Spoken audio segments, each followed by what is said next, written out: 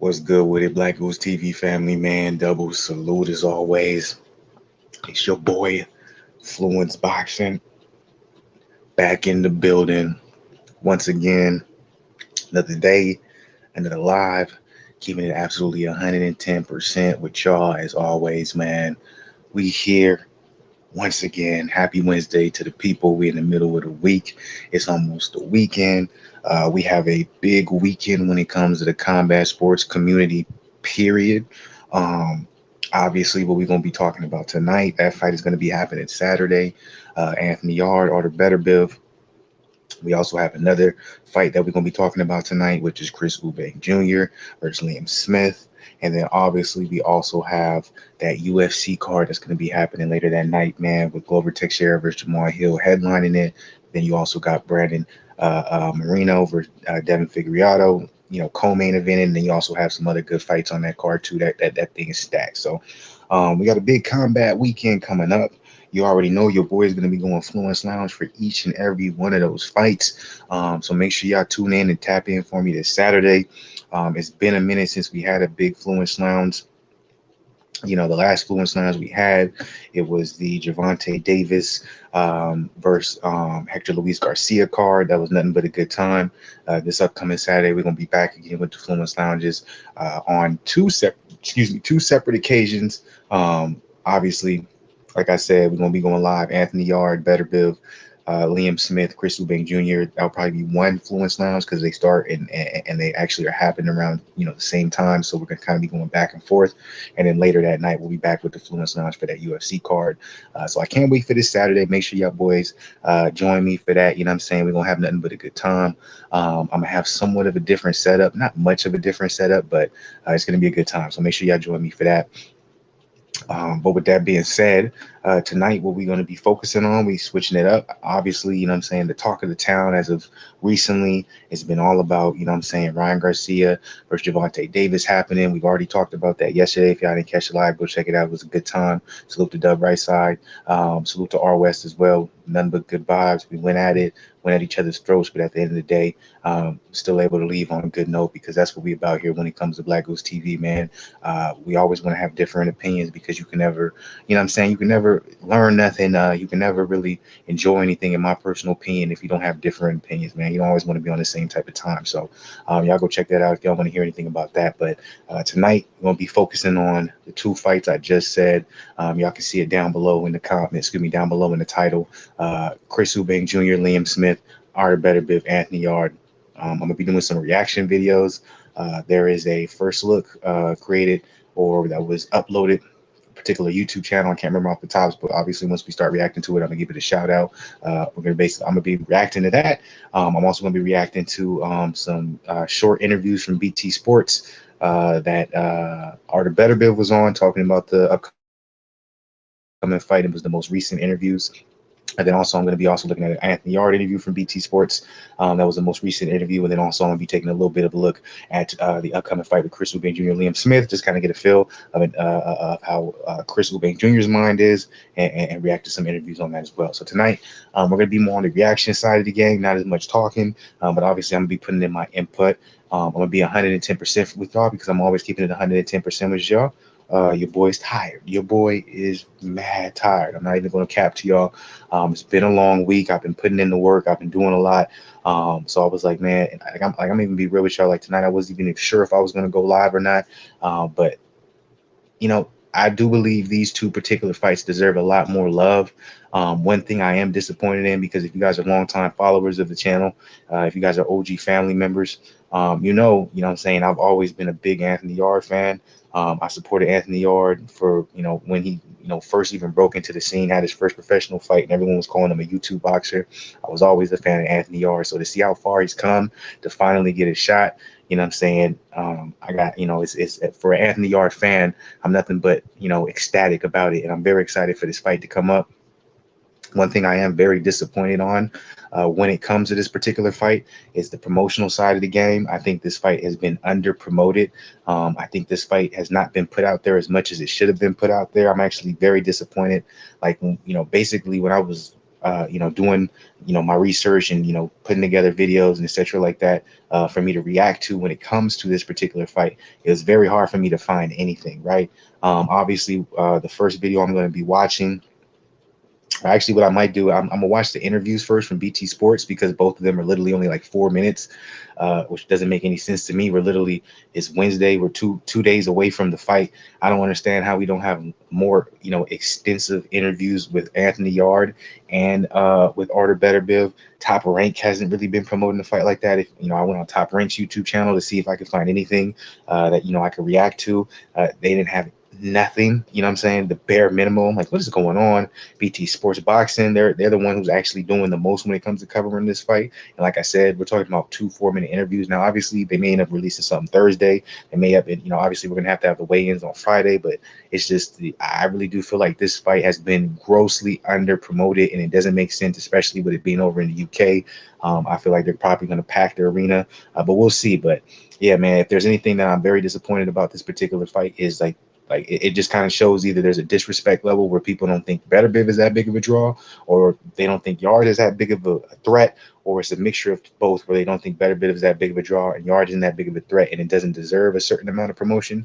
That's the feeling that I'm getting. So if anything, I just want to start this whole thing off and be like, man, if I was Beterbiev, if I was Yarde, I would feel disrespected, because I just feel like this fight has not been out there and pushed the way it should be. I feel like more people should be talking about it, but I think it's just kind of getting swept under the rug, because I think people are just kind of looking past Yarde and saying, hey, Beterbiev should be fighting, or at the very least be getting ready for a Dimitri Bivol fight. But we all know Canelo's trying to get the Bivol fight at 168, so Bivol's kind of out of the picture right now. So it's, I don't know, it's a weird thing. I had a lot of trouble just finding anything. I'm like, the last, a big promotional push, on this particular fight was the press conference that happened over a month ago. So it was a little bit confusing to me, but nonetheless, that's not going to keep your boy from talking about this fight, because at the end of the day, I'm very excited for this fight. I'm very excited that Anthony Yarde is going to be able to have a chance to upset the world. I know a lot of people are saying he has no chance, and I'm going to tell you guys right off the bat, before we even start this, there's going to be some biasness depending on how I react, because I am a huge Yarde fan. But I'm going to try my best to say as even killed as possible. And this isn't just going to be the Anthony Yarde show. We're going to be talking about Beterbiev as well. We're going to give both of them the promotion and the love that they deserve going up into this fight, which I have seen the exact opposite of when it comes to their promotional companies they're under. They just have not been putting anything out there like that. And I was like, I feel like there should be more interviews that I could be able to watch. I feel like there should have been a press conference that has happened already. Maybe it's going to happen tomorrow. There should be a press conference as the fight's happening Saturday. It really doesn't make any sense to me, but I have no explanation for it. But that was kind of the biggest motivation, the biggest reason where, I was thinking about maybe not going live because I'm tired, etc. My energy isn't on, on the point that I usually like it to be for lives. But I'm like, you know what? Nah, I ain't finna do this to Yarde. I'm not finna do this to him. This is his biggest fight of his career. Much respect to Beterbiev too. I don't think they'll be treating Beterbiev fair when it comes to promotion. So I'm like, let me do my due diligence. Let me do my part. Let me get on live. Let's do some of these reactions to some of these videos I was able to pull up. Obviously, the YouTube channels that aren't associated with the promotional companies, they did a great job of putting some things together. So I'm gonna be reacting to those. I think it's only right. I think it's only fair. So I don't plan to be on live too long tonight. You know what I'm saying? But it's going to be long enough where we're going to have a good insight and we're going to have a good hype level when it comes to this Beterbiev Yarde fight, because the promotional companies, they ain't doing it for us. They ain't hyping this a fight for us. So we're going to have to do it ourselves. So with that being said, man, if y'all up in here, man, whenever you guys get up in here, whether it's early, whether it's late, whether it's a year from now, whether it's a second from now, show your boy some love, man. Hit that like button down below, please.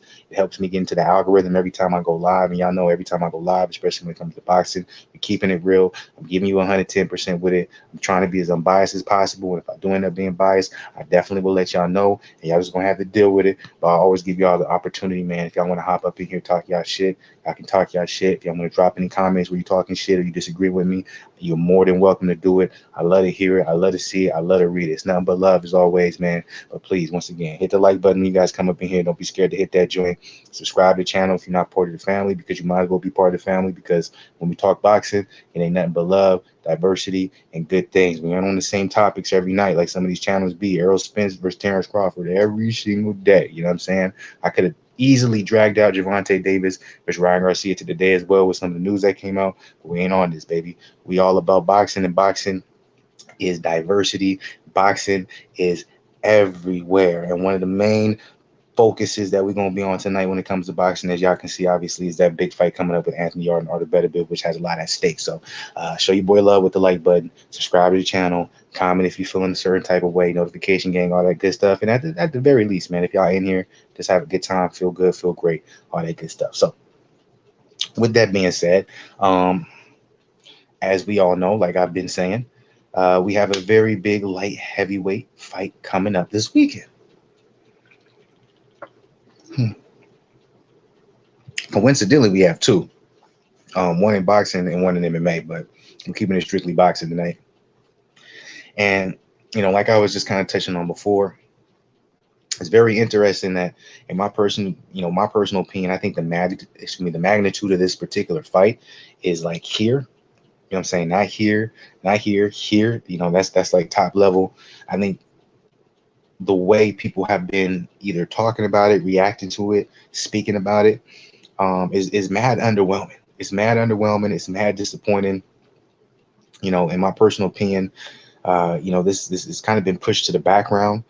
Not too many people, what I'm saying, and it might be, some can blame it on Beterbiev because this fight was supposed to happen last year, like around November, and I felt like there was a lot more hype around it during that time because Beterbiev was just coming off of a win, Yarde was coming off of a win, so it was a lot more in people's mind. Now, getting pushed to this particular time, it's kind of like, especially with it being in January, it's kind of like out of mind, out of sight, out of mind type case. So I do get it. I do get it if I do get that the excitement behind this fight comes from really, really hardcore fans, but not even that. It really comes from people who are either infatuated with the light heavyweight division or, they're big fans of either Beterbiev or Yarde, because you got to understand when it comes to these two fighters, like the light heavyweight division isn't necessarily popping. Let's just be 100 with it. There's at one point it seemed like there was a lot of potential, maybe about 3-4 years ago with the upcoming talent, but as of now, it's pretty solidified, right? People put 1A, 1B with Beterbiev and Bivol, and remember Bivol, nobody paid attention to Bivol until he beat Canelo. Now me, it's different. I was talking about Bivol before, and I used to say, hey, the light heavyweight division, the future of the light heavyweight division when they were coming up was Bivol, Buatsi, Yarde, and then Beterbiev, to an extent, right? Beterbiev was he was older than all of these guys, so he kind of already had his whole entire position established. So that that's what I used to say. And obviously now fast forward to where we are today, the only person who's kind of left out in this whole equation is Buatsi. And at the time, I'm being honest with you, I used to say Andrew Tabiti. Andrew Tabiti was one of my favorite fighters, so I would put Andrew Tabiti there. Obviously, he's fell off as well. Respectfully, they're both solid. Buatsi and Tabiti both very solid fighters, but with that being the case, a lot of people did not know who Bivol was and they didn't pay attention to him. All of a sudden, the Canelo fight, and now everyone's paying attention to Bivol. The unfortunate part when it comes to Bivol is that he's, now he's like connected to Canelo. So it's almost like you see Eddie Hearn pushing for the Canelo rematch to be at that's gonna be the Canelo Bivol rematch to be at 168. It's kind of a disrespect and slap to the light heavyweight division, because even though Bivol has came this star overnight, however, and it, respectfully, depending on who you talk to, but he's became somewhat of a star overnight, or he definitely is bigger than what he was because of the Canelo win. Unfortunately, it didn't really shine light on the light heavyweight division. It more so shined light on Bivol, and usually that's not really the case. Usually, if you have someone who kind of just like blows up out of the scene as far as a fighter, and a lot of people pay attention to him, usually it gives a lot of light to the actual division they're in. It's just Bivol was in a weird situation where he beat a guy in Canelo where Canelo wasn't a light heavyweight, so it doesn't make people interested in the weight class, but more so the fighter. Obviously, when it comes to Beterbiev, Beterbiev has always kind of been the boogeyman. He's always had this like niche fan base. Like, he's popular among the people who love him and know him, but outside of that, he's not really someone you're paying attention to. And I think that all does come down to the light heavyweight division just not being that attractive when it comes to paying attention to what's going on. And so it's you're kind of seeing that come into play. You're kind of seeing that translate when it comes to a big fight between Yarde and Beterbiev coming up this weekend for all the belts. Like, people don't understand, like, this is this is for undisputed. Like, this is undisputed at light heavyweight. It's not undisputed because Bivol does still have one belt. So Bivol does have one belt, so it's not undisputed, but it will be for majority of the belts other than the one that Bivol currently has, and it puts him in direct a position to fight Bivol next once the Bivol Canelo shit all gets, handled and played out. But unfortunately, it's just me checking the temperature personally, checking the temperature and what people are talking about. They're not talking about this. And to me, that's unfortunate because, one, as much as Beterbiev is the boogeyman of the division, he's a beast. You saw what he did to Joe Smith Jr. You've seen what he's done throughout the entirety of his career. And like I said, I might be biased when it comes to things. I think Yarde is going to be a much tougher fight than what people think. And the reason why I'm saying this is because the difference, like Beterbiev, probably his best win could come in the form of a Joe Smith Jr. And a Joe Smith Jr. and a Yarde are two completely different fighters. I think Yarde beats Joe Smith Jr. I really do. And you have to look at it in this situation. Yarde has a very unique ability when it comes to how he boxes. It's unlike anybody else in that light heavyweight division. He's a counter puncher. He has power. His stamina is beautiful. And his defense is top level. And I think that's the biggest thing. Now, the thing about Yarde's defense is it's not with his feet. Like in comparison, the reason why I think Beterbiev would have so much trouble with Bivol is because Bivol's defense surrounds his footwork. And so Beterbiev would have to most likely chase Bivol or find a way to get in range so he can do what he needs to do. Because a lot of people don't realize the thing about Beterbiev, he's a goddamn beast. His arms are short. His reaches. So Beterbiev would have a lot of trouble with Bivol because of the footwork being the defense of Bivol, right? Yarde, on the other hand, Yarde has great footwork, but he is even though he's from the UK, he has a more American style boxing. He has a more American style boxing style. As you can see, he shoulder rolls as his main point of defense, and he counters. And when he comes forward, he doesn't mind standing in the pocket and trading. So that can either be something that's going to be detrimental for Yarde or it's going to be very successful for Yarde, because what I think Beterbiev could be surprised about when it comes to Yarde is when he does get in the pocket and Beterbiev lets his hands go. I think he can be surprised how good or great Yarde's defense is in his counter punching, which might possibly have Beterbiev second guess some certain things. Now, what's going to be the determining factor is if Yarde is going to be able to take the biggest the power shots coming from Beterbiev, because if he's going to be willing to stand in that pocket so he can get off a counter, he's going to have to be willing to take one and give one or two, right? And that's really, what we see the detriment of a lot of guys with Beterbiev is a lot of people, it's like they think they can take some of the power shots from Beterbiev. They're like, okay, I see him breaking this guy down. That's not going to happen to me. They get in the ring. Yarde himself, he thinks, he's like, Beterbiev looks slow, Joe Smith Jr. looks slow. And it's like, that may be the case, but Yarde, your particular stylistic approach is to get hit and then return, da-da-da-da-da. And I don't mean like purposely get hit, but it's the counter. So it's to, put yourself in a position where the opponent feels like they can hit you.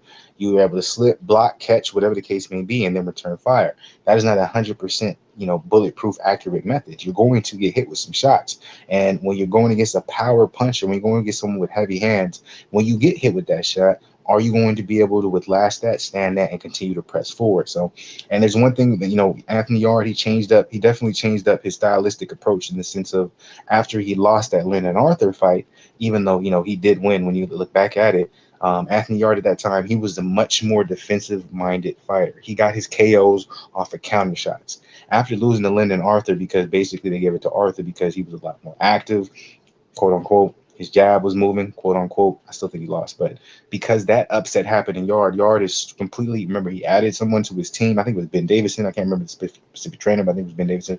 But he added someone to the trainer, and it wasn't just Tundi Ajayi no more.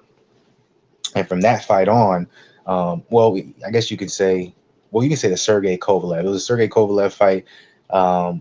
But it was really the Lyndon Arthur that opened his eyes, where he was like, I can't always be so defensive-minded and counter. Sometimes I have to press forward, I have to push the pace, and I have to be the one that's backing up my opponent. And that's something that you've seen really ever since the Lyndon Arthur fight, somewhat the Kovalev fight, but really ever since the Lyndon Arthur loss. Like, he's coming forward, he's pressing the issue, and he's not just saying, hey, I'm going to wait for you to come to me to counter. I'm actually going to put myself in danger so you feel safe, and then I'm going to counter, bow. So that's a big difference. And if he utilizes that game plan against Artur Beterbiev, It's all going to come down to going to be able to take the most powerful shot coming from Beterbiev. So as a Yarde fan, that is my one worry. But I do think this is still a great fight. I think it's a close fight. I think it should be getting a lot more attention than what it is. It doesn't make any sense that, the amount of eyes on it, the amount of people talking about it, the amount of press, even coming from the promotional companies is at such a bare minimum. It's a slap in the face. It's disrespectful. Like this fight, Yarde versus Beterbiev, in my personal opinion, is getting just as much promotion, just as much energy, just as many people inquiring about it, in my opinion, that they are with Liam Smith versus Chris Eubank Jr. Right? When I go, like, I see this, like shit, Chris Eubank Jr., he had an interview on, I think it was Fight Hub or Fight Hype. Anthony Yarde don't got that. Beterbiev don't got that. It doesn't make any sense. Top Rank has nothing about this. So it doesn't make a lot of sense to me. It doesn't add up. The math ain't mathing is what, the young folks would say now, but it is what it is. That's why I'm here. I'm showing nothing but respect to Yarde, a longtime fan, longtime supporter. So, hey, you know what I'm saying? Let me do a little promotional work for you, bro. And then, of course, nothing but respect when it comes to Beterbiev, because he deserves it. As of right now, a lot of people would say he's number one when it comes to light heavyweight division. 1A at the very least, 1B Dimitri Bivol, and then after that, you obviously can put Yarde in there. But all right, so let's go. The first interview I'm going to be taking a look at is going to be the exclusive coming from BT Sport. It's only 4 minutes and 21 long. 4 minutes, 21 seconds long. So I'm assuming this might be a preview to what may end up coming out tomorrow. Or like I said, they just disrespecting these guys, because it's the same thing with Anthony Yarde's interview. It's only about 4 minutes. So I'm hoping this is just a preview and they're going to release the full, because it doesn't make sense. It doesn't make sense for them to, one, it's crazy they don't have a face-off for this fight. Hopefully they end up dropping a face-off, but for some reason, I got a feeling they won't, but it's crazy they don't have a face-off. It's crazy they don't have a long formatted exclusive interview on either Top Rank or BT Sports Boxing. They don't have either of those, not even on Frank Warren Promotion, nothing. So it's like, I don't know what's really going on, but hey, we're going to work with what we got. This is what I was able to find. So let's go off of, let's go ahead and start with the exclusive. Artur Beterbiev is looking to break Yarde. Artur Beterbiev versus Anthony Yarde, January 28th. You already know what it is. Oh, that actually made a big reason. For some reason, I thought it was this weekend. Hold on a second.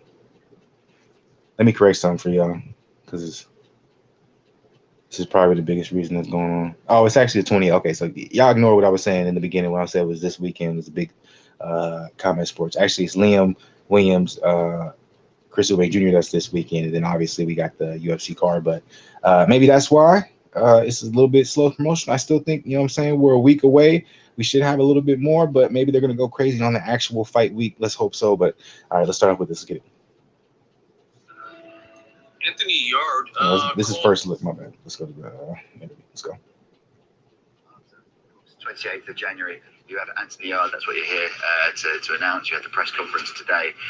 But London itself, where the fight's going to be at Wembley, what does London mean to you? You obviously fought here in the Olympics in 2012. I'm very happy to have fight here, in my professional career, but I'm not like focused on some city, like I'm not like this person like London or New York or Grozny or Moscow, I'm not focused on city. I'm more focused on opponent. You're an incredibly exciting fighter, 18 knockouts. You said lucky. Yeah. It's more than luck, isn't it? Yeah, but I think it's like 99% is luck, and 1% I prepare for be luck. What does the knockout record mean to you? Is it important that you get the knockout? No, I never think about knockout or something. I'm only thinking about to be good boxer, to do good way to show good box, Beterbiev came a long way with his English. Enjoy entertaining fans, because the boxing world knows you as a destroyer. Obviously, you've got the knockout record, but they know you as an entertaining fighter. Is that something you're proud of? Box is my work.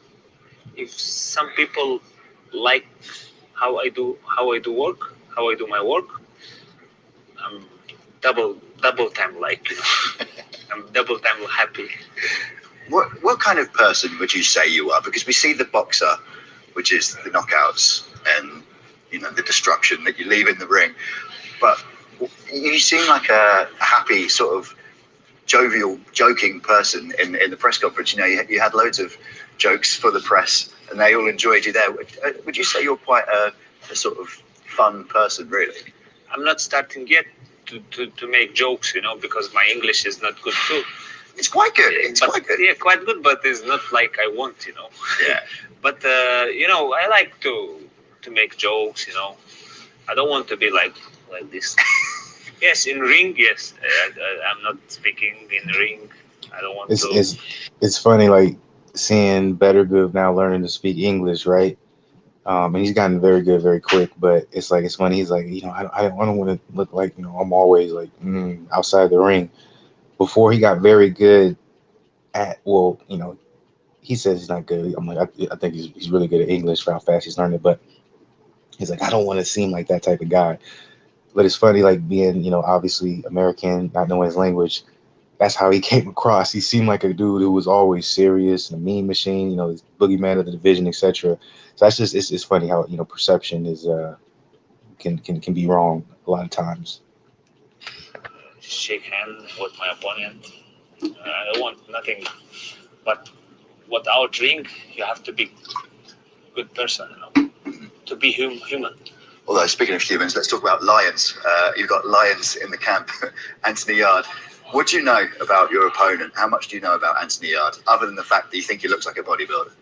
Yeah, his looks like was good, It's like from my side, I try to 100% to be ready for this fight, because it's, on the table 3 belts, and you have to be 100% ready for that.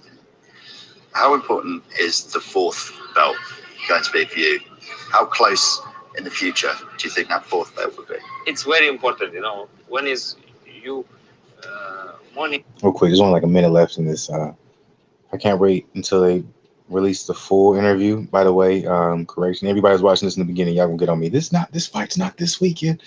I don't know why. I thought it was January 23rd, but it is next weekend. So I'm assuming next week they're probably gonna go crazy with the promotion. So we're definitely gonna do our job and make sure we're talking about it and covering it. But I like this, man. I'm giving a little bit of early look to it. But BT Sports, why does it seem like the interviewer's mic is louder than Artur Beterbiev's? I don't understand that. But let's go. Morning, wake up, and you're looking for something, and you're not finding something, and you understand, it's not yet. I didn't get yet, You train in Montreal. You train with George St. Pierre, don't you? Yeah, we have good relations. He's very humble, simple person, That's I didn't know he trained with George St. Pierre. That's crazy. 2013. He's been training with George St. Pierre since 2013. Anybody else know that? I didn't even know he trained in Canada. That's news to me.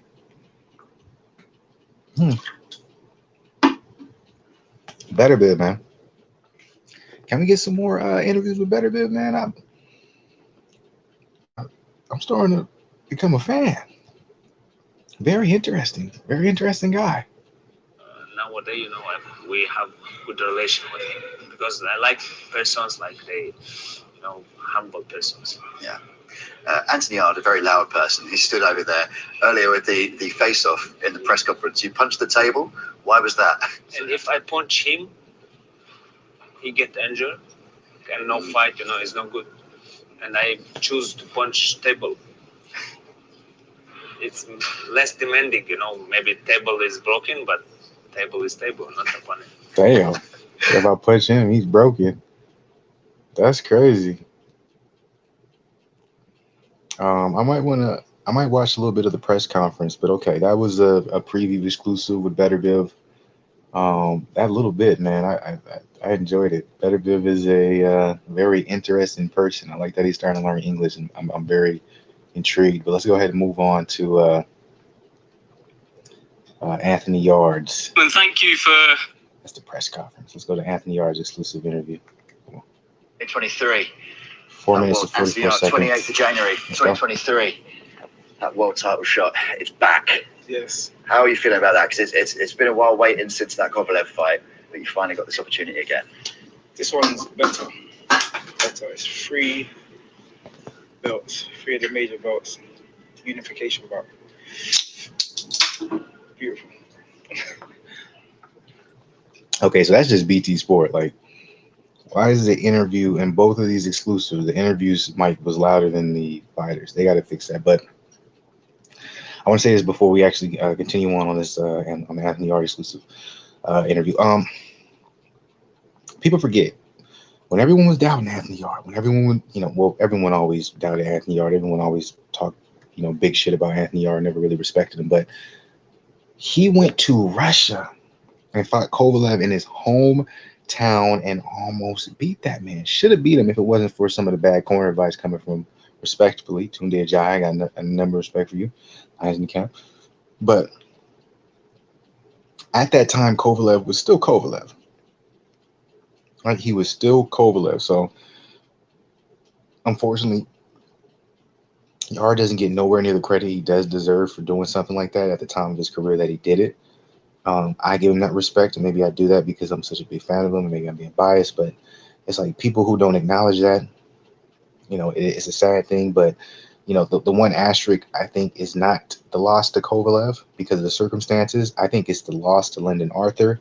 But I still feel like to this day, when you watch it, he did not lose that fight. He won it pretty easily, and he was robbed. But once again, y'all probably not gonna believe me because that bias comes in. I still remember when I made that video and I said Anthony Yarde was robbed. I had so many UK people coming in and telling me I was a hater, all this different stuff. But ultimately I was proved wrong when Anthony Yarde knocked that boy out, respectfully.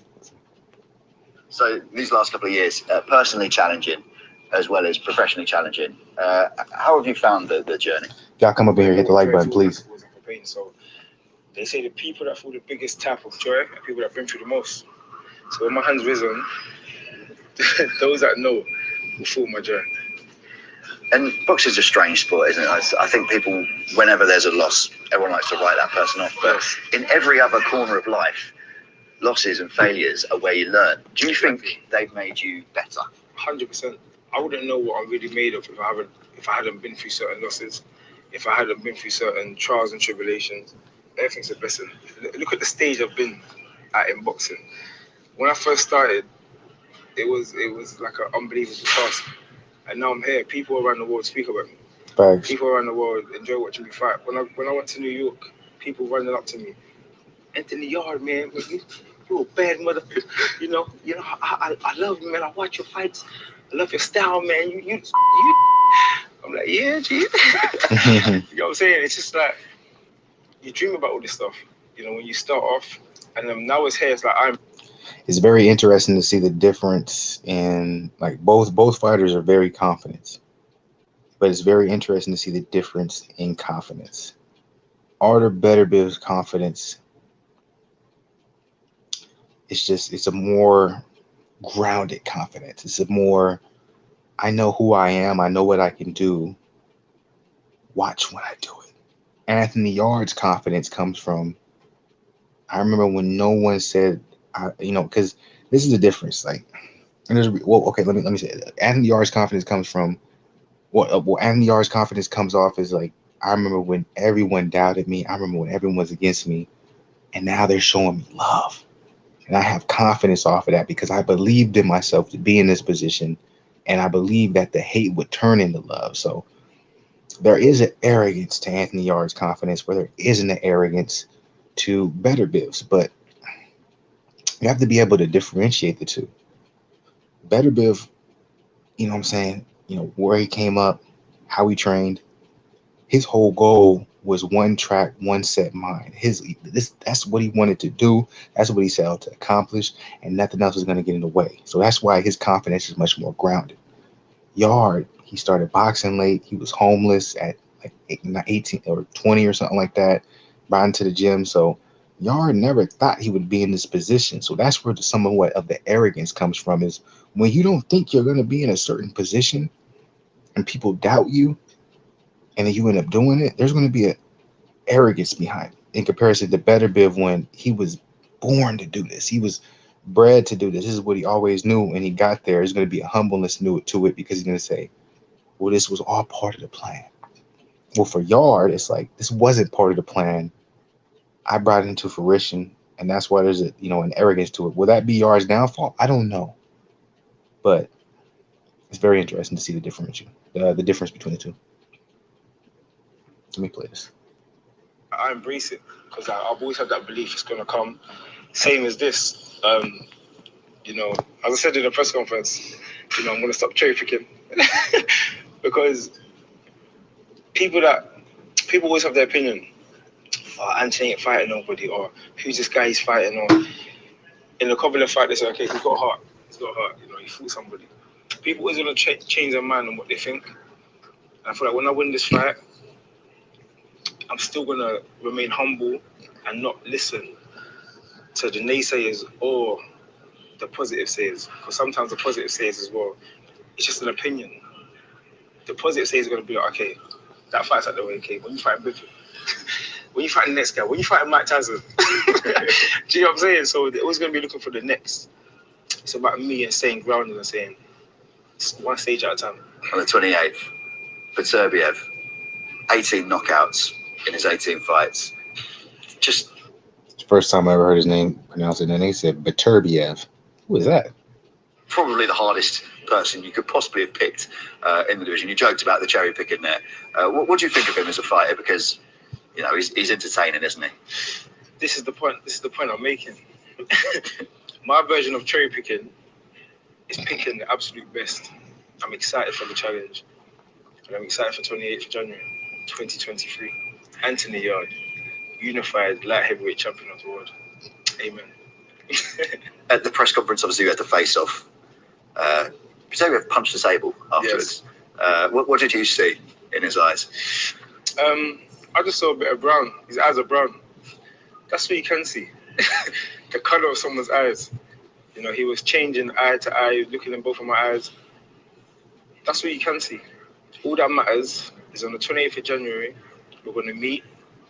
We're going to come together in the ring. Everyone's going to get in the ring. It's going to be me, him, and the referee.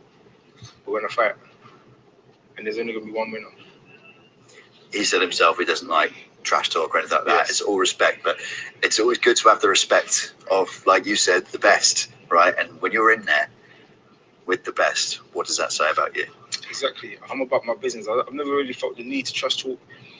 When Lyndon Arthur and his team started their trash talk and stuff, I said, okay, we're going to fight.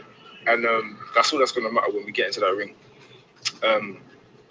That's what makes this fight so exciting, because you've got two similar fighters or characters in that aspect. Go and destroy. Facts. And on January 28th, there's going to be one winner, and I'm excited for it. What is your destiny? To become the unified light heavyweight championship of the world. And I'm going to become the championship. I'm not going to become the champion, I'm going to become the championship. Because the ship is sailing, it's beautiful, it's on a tropical island, and it's in the hands of Anthony Yarde. All the best. Thank you. Cheers. It's just so, it's mad interesting just to see the difference. They're both confident. But like I said, Artur Beterbiev's confidence is very grounded. It's very, this is what I need to get done, and this is what I will get done in order for me to get what I need. Yarde is more, a little bit more, some would say arrogant, some would say a little bit more cocky, but it's not in the sense of a disrespect level. It's more of a sense of, I had to go through so much hate, so much doubts, so much people saying I'll never be here. Now that I'm here, I'm not rubbing it in anyone's face. What I am doing is, I understand now that I'm here, I need to take that same exact energy that people are still telling me why I shouldn't be here and utilize that and put it into my performance for me to perform at my best.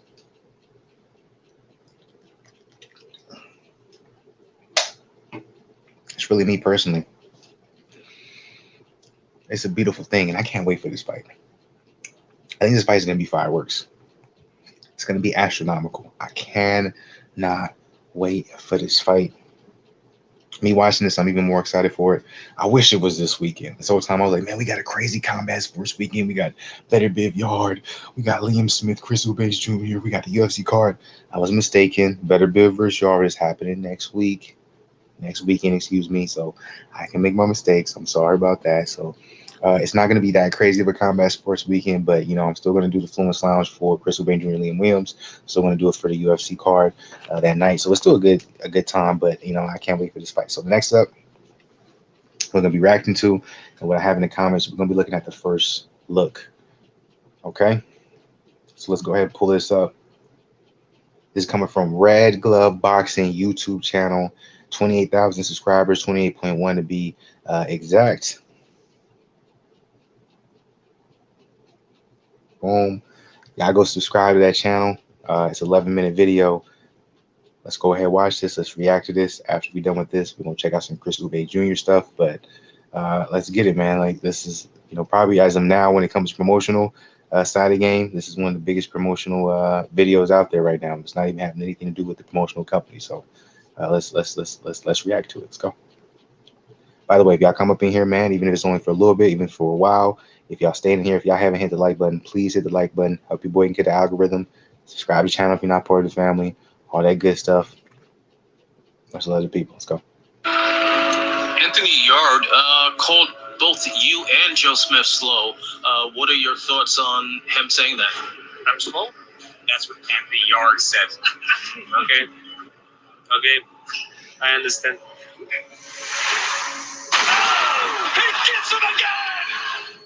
A hardened world champion, notorious for annihilating opponent after opponent, Artur Beterbiev looks to continue down his violent path towards undisputed. I have never seen anybody with the power and skills of Artur. He is a tremendous, tremendous puncher, a very, very good fighter, and it will take an unbelievable performance by an opponent to be able to beat him. But in his way stands an explosive and hungry contender who also happens to pack a punch of his own. Well, like you said, Beterbiev hits really hard.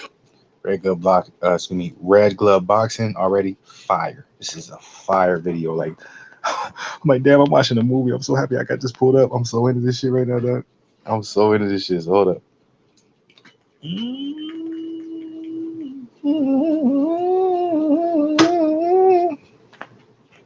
Yeah, we're gonna have to try to. I hit hard too. Do mushrooms freak you out? I gotta do the ads.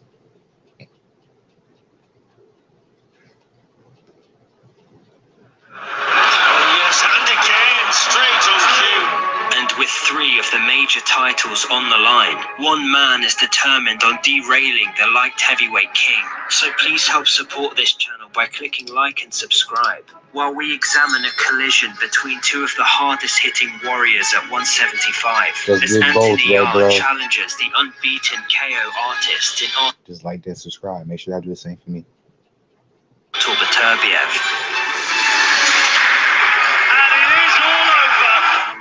From what you saw of him. So it is Beterbiev. I've been saying it wrong. I said Beterbiev. It's Beterbiev. Excuse me, y'all. Tonight, what makes you think? How can you beat him? We'll see when he comes to London. With boxing, it's like, it's one punch.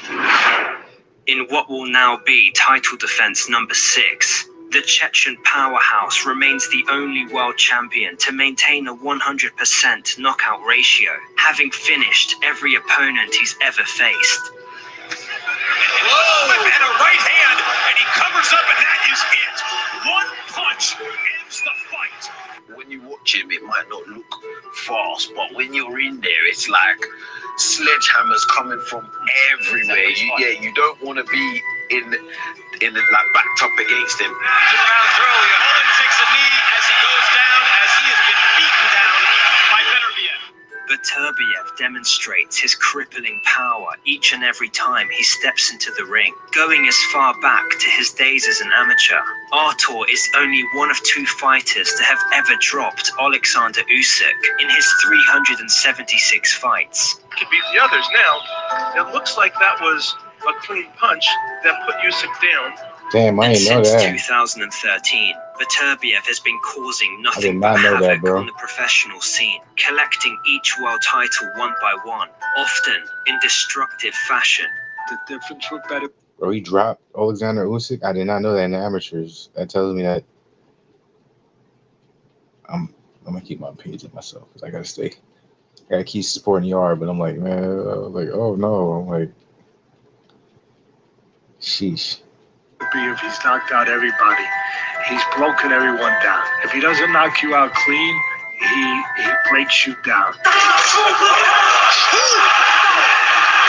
Second knockdown scored, and it comes here in round 10. Undoubtedly, the fight that you just watched was the most significant of the last century. Beterbiev comes clocking in with a right hand. Now, with only one more fight standing in the way of a major undisputed showdown against Dmitry Bivol, Beterbiev will be putting everything on the line on January 28th, in which fireworks are almost guaranteed. Most destructive, most heavy-handed. Whatever you want to say, he fits it when you're putting it in that bucket. I hope everyone keeps the same energy that they have for Beterbiev now on the 28th of January, because you will see a new unified light heavyweight champion of the world. Needed at the start of this round for Yarde, and he's finding the target again. Huge shots again, the right hand and then the left hook, and he goes down. It's just like I said in the beginning, I'm like, the problem when it comes to this fight, and we're gonna have to see, is will Yarde be able to take the biggest punch from, you know, Beterbiev? Because as much as I love Yarde, like I said, you know, he changed his stylistic approach after, you know, the Kovalev fight to an extent, but he really changed after that, you know, that Lyndon Arthur upset or robbery, in my personal opinion, where he became more aggressive. So if his whole entire game plan is to be in the pocket, you know what I'm saying, counter punch, he's going to have to, well, I'm not saying have to, but he's going to get hit with something that he doesn't want to get hit with, because when you're playing that game, that's just part of it. Will he be able to take that power? Will he be able to outlast that and be able to counter 1-2 with it? That's the question. Having amassed 23 wins with an impressive 88% knockout ratio, it's clear that Yarde's power cannot be denied. Nodding forward, measuring his punches and finding a perfect right hand. And with size, speed, athleticism, and the drive to succeed, Anthony poses a serious threat to just about any opponent. Shots going in, there's a big left hook, and another right hand. Lyndon Arthur's down, and he's finished, it's over. Anthony Yarde is winning. CRM. It stands for Mads, boy. Respectfully, I'm like, this is a great preview, so I understand. Unlike Beterbiev, Yarde's amateur career was short-lived and extremely limited, and although he lacked experience, Anthony threw himself into the deep end, forced to hone his skills fight by fight in the professional ranks. You really have to credit Anthony and the work that he's put in for someone who's only had 12 amateur fights to now, after 4 years challenging for one belt, now he's about to challenge for 3 belts. Yarde's first world title shot came after 18 fights while he was still a prospect and fairly untested. He was set to face the #1 ranked light heavyweight in Sergey Kovalev, a talented world champion with tremendous power. The Crusher posed an extremely dangerous challenge, especially considering the golfing quality between himself and the level of opponents Yarde had previously faced. But it was an offer. That's where I give Yarde the credit, is people don't remember, like, Beterbiev, like, he's a beast, but that same mystique around him was around Kovalev. Obviously, it got taken away with Andre Ward. But a lot of people say Andre Ward lost that first fight. So, I'm like, Kovalev, people forget how fucking of a dog Kovalev was. Some say Triple G avoided Kovalev. He didn't want to come up. Well, people say he avoided Andre Ward too, but we're not going to go there. He simply could not refuse. There's some people that literally go through the rankings very slowly. There's some people that get offered the opportunity. Yarde does not get the credit he deserves for taking that fight at the moment he did in his career. Like, they really don't. Hold on. Time out, people. Bathroom break for your boy. I'm going 49 minutes. 49 minutes. Bathroom break.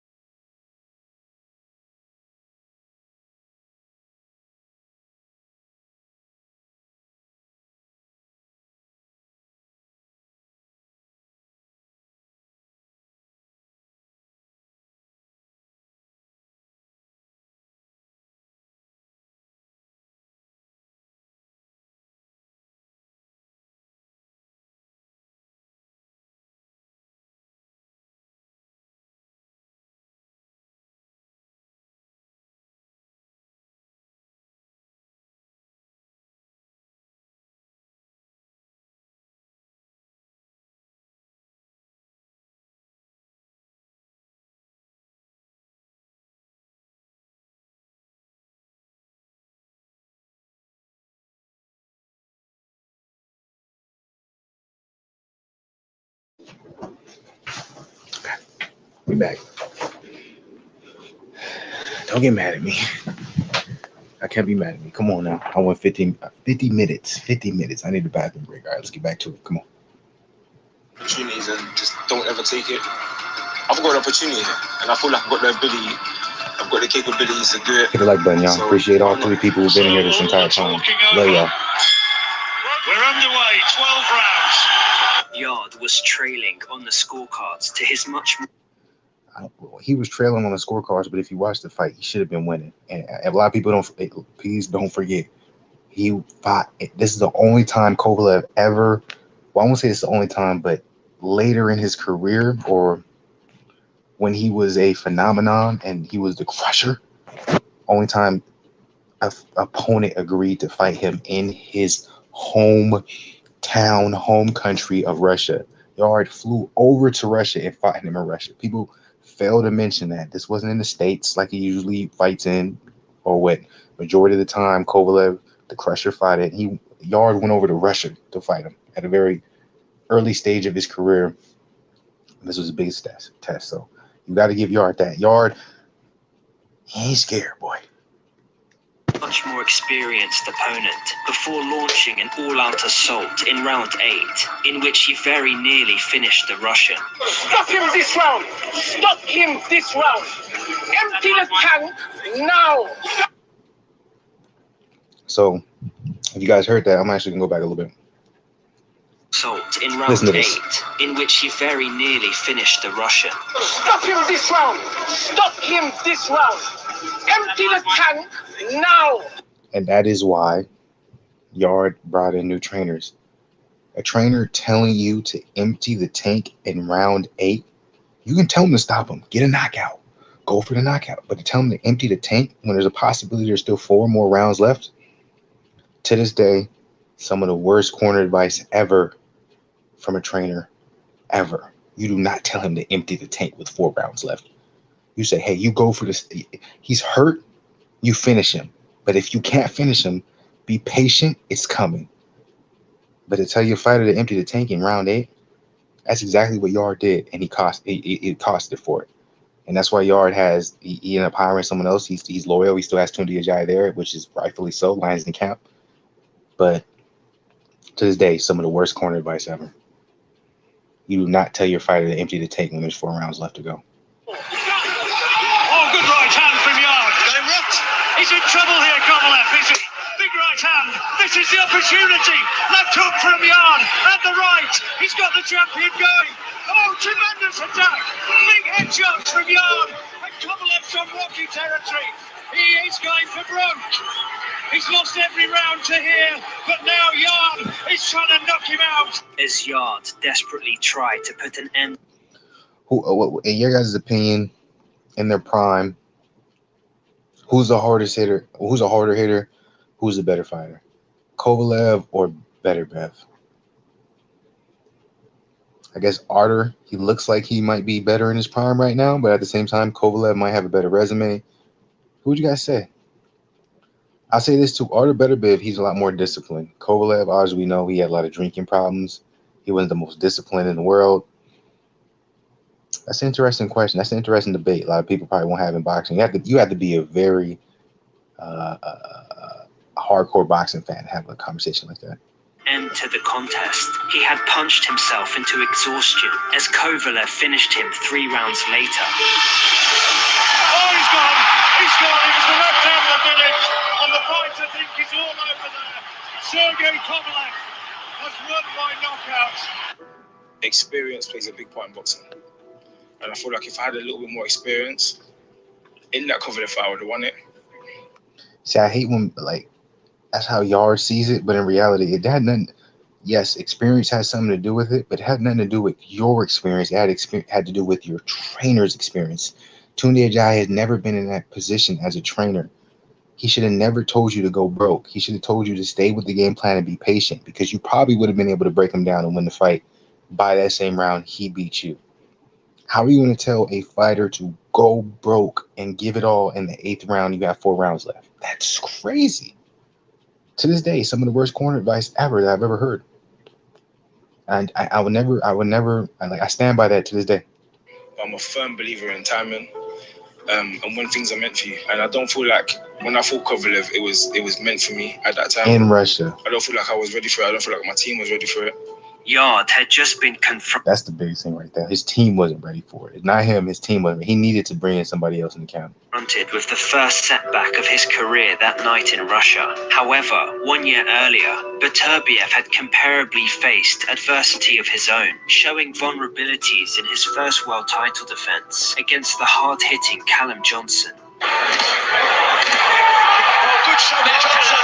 Johnson, and down goes Beterbiev for the first time in his professional career. I mean, Callum engaged him up close. Beterbiev. And see, that's the thing. Callum Johnson, that left hook exchange. That's why I said Callum Johnson, nowhere near on the level of Yarde. But what did he do? He got in close, counter punches, and boom, hit him with that nice left hook. Yarde has the capability and ability to do the same thing. It's just going to come down to if Yarde's going to be able to take that big punch and be able to return. So that's why I'm saying this fight. He just engaged him up close, and he returned that left hook, and it was a beautiful shot. But obviously, he never followed it up. You got to ask yourself why. Yarde's going to follow it up. His face, even before he dropped him, he's getting busted up. Yeah. And this is what this guy does. He busts you up while he's landing. He throws those punches in such quick clusters. And they tend to look uncouth sometimes, but they're so effective because he's so heavy-handed. To me, insurance is just another form of PPE. I'm going to protect my body. Let me say this right now. Callum Johnson does not know Kovalev. Shit. That was just a grazing right hand. Johnson melts. It happened. People can argue about experience, etc., but Yarde's first title shot against Kovalev, that's a way higher opponent, higher skill level than Beterbiev versus Callum. So he has that let's be type fair, of power. y'all. His punches are that short. You barely see it, and Johnson goes out. I'm telling you, Yarde has a chance, man. The three-belt world champion has proven on numerous occasions his elite. That's why I say, you know what I'm saying, in primes, Beterbiev seems like he's a dog, but Kovalev is worlds, in my personal opinion, ahead of Beterbiev because of resume. Like, to this day, Beterbiev really hasn't fought anybody. And it's like the same way people want to come at Terrence Crawford and shit. Like, people, you haven't fought anyone. No one. But like I said in the beginning, the light heavyweight division just isn't shined a light on like it used to be. Like back in the day, you know, light heavyweight division used to be popping. Like in the last 3, 4, 5 years, light heavyweight division ain't been shit. So it's like we just go off of what we've been seeing, and a lot of people aren't paying attention to what it really is. Pace and conditioning, as well as the ability to carry his power into the later rounds, making him extremely dangerous fighting, every though? second of the fight. Beterbiev ain't fighting nobody. Yarde's resume is better than Beterbiev. That's it. It's over. Artur Beterbiev is the unified light heavyweight champion of the world. Alexander Volcik, who I thought was absolutely tremendous, that nobody could beat. And Artur not only beat him, but knocked him out. After the votes. Nobody know who Alexander Volcik is. Fuck out of here, Barbara. You boosting the nigga with we don't know who he's won, who he's facing, and at the same time saying Terrence Crawford. I could have bought a house with how much money I lost on him. You ain't making no money with Beterbiev. Come on. Beterbiev, excuse me. Volcik fight, I said this guy is really something special, and the light heavyweight division has never seen anybody like him. And with 18 of Anthony Yarde's knockouts coming within 5 rounds, it may be in his best interest to start the fight aggressively, taking advantage of his edge and speed and fast twitch athleticism. I got Yarde, bro. Otherwise, risk being I'm sticking with Yarde. I got Yarde upsetting the world, man, making y'all look dumb as fuck. Dragged into deep waters within the championship rounds, a place in which no man has survived thus far. Yarde's fighting the bad man himself, and Beterbiev, and a lot of people saying he's a monster and he's a freak. So I've scarred him. He's a monster. I've been out there. He's a monster, and he doesn't get tired. So look, he's got a hard task against him. Personally, I know that. I've been in with both of them. Beterbiev will be entering. Yeah, I bet, Lennon Arthur. You got stopped though by Yarde, so chill. The bout as the heavy favourite and the much more experienced operator. I might bet on this one, man. I might bet on this one. At 37 years of age. On the other hand, Yarde is 31, younger, quicker, and the fresher fighter, desperately looking to prove himself at the highest level. Kroikov starting to unravel it there. Down he goes, and that's it. Anthony Yarde is back. Anthony Yarde was ferocious. Anthony Yarde has another stoppage victory. And Anthony Yarde is ready for Artur Beterbiev. With going back to Yarde very quickly, do you think he's got a chance against Beterbiev? I believe at this level, everyone's got a chance. Everyone's got a chance. You're a human being, but if you can punch, you can take a shot. Which I At this think he's level, got both. Yeah, you're in with a chance. Sometimes the styles make fights. So, like, we've seen Beterbiev get dropped by Callum Johnson. Callum Johnson, yeah. That's my biggest thing. I'm like, if Callum Johnson could drop Beterbiev, you saying Anthony Yarde doesn't have a chance? Like, that sounds crazy to me. Hey, what's good with it, Dub? Yeah, I'm about to drop it. There's literally like 30 seconds left in this video, so let me finish this and I'm gonna drop it because I'm gonna go ahead and get through this. Dropped him. So I feel like, yeah, he dropped him hard. Yarde is big and hits like that. He can hit as well. So if you can punch, now we know that although he's looking indestructible, he's human. He can go like anyone else. As the fight draws closer, we will soon find out if Yarde has what it takes to shake up the light heavyweight division and cement himself as a truly elite boxer and a 3-belt world champion, or if the bout will serve as a routine knockout for the monstrous puncher, Artur Beterbiev, as he continues on his journey to become an undisputed champion. I've got into the sport to fight the best. I feel like I'm the faster fighter. By age, I'm the fresher fighter. When I'm shouting lions in the camp, it's not no gimmick. It's lions have no choice but to go and hunt. I know, bro. Or they go hungry. I'm happy to be here. And we will see what happens in 28th of January. Fire. I want to salute to Red Glove Boxing. Let me show this. Red Glove Boxing. Go ahead, check that out, man. That was a fire video put together by y'all. Y'all doing more promotional work than the actual promotional companies themselves. That was fire. Got me hyped up for the fight. So let me drop a link for Dub to come up in here, man. We're gonna talk a little bit about this, see what his opinion is on this joint.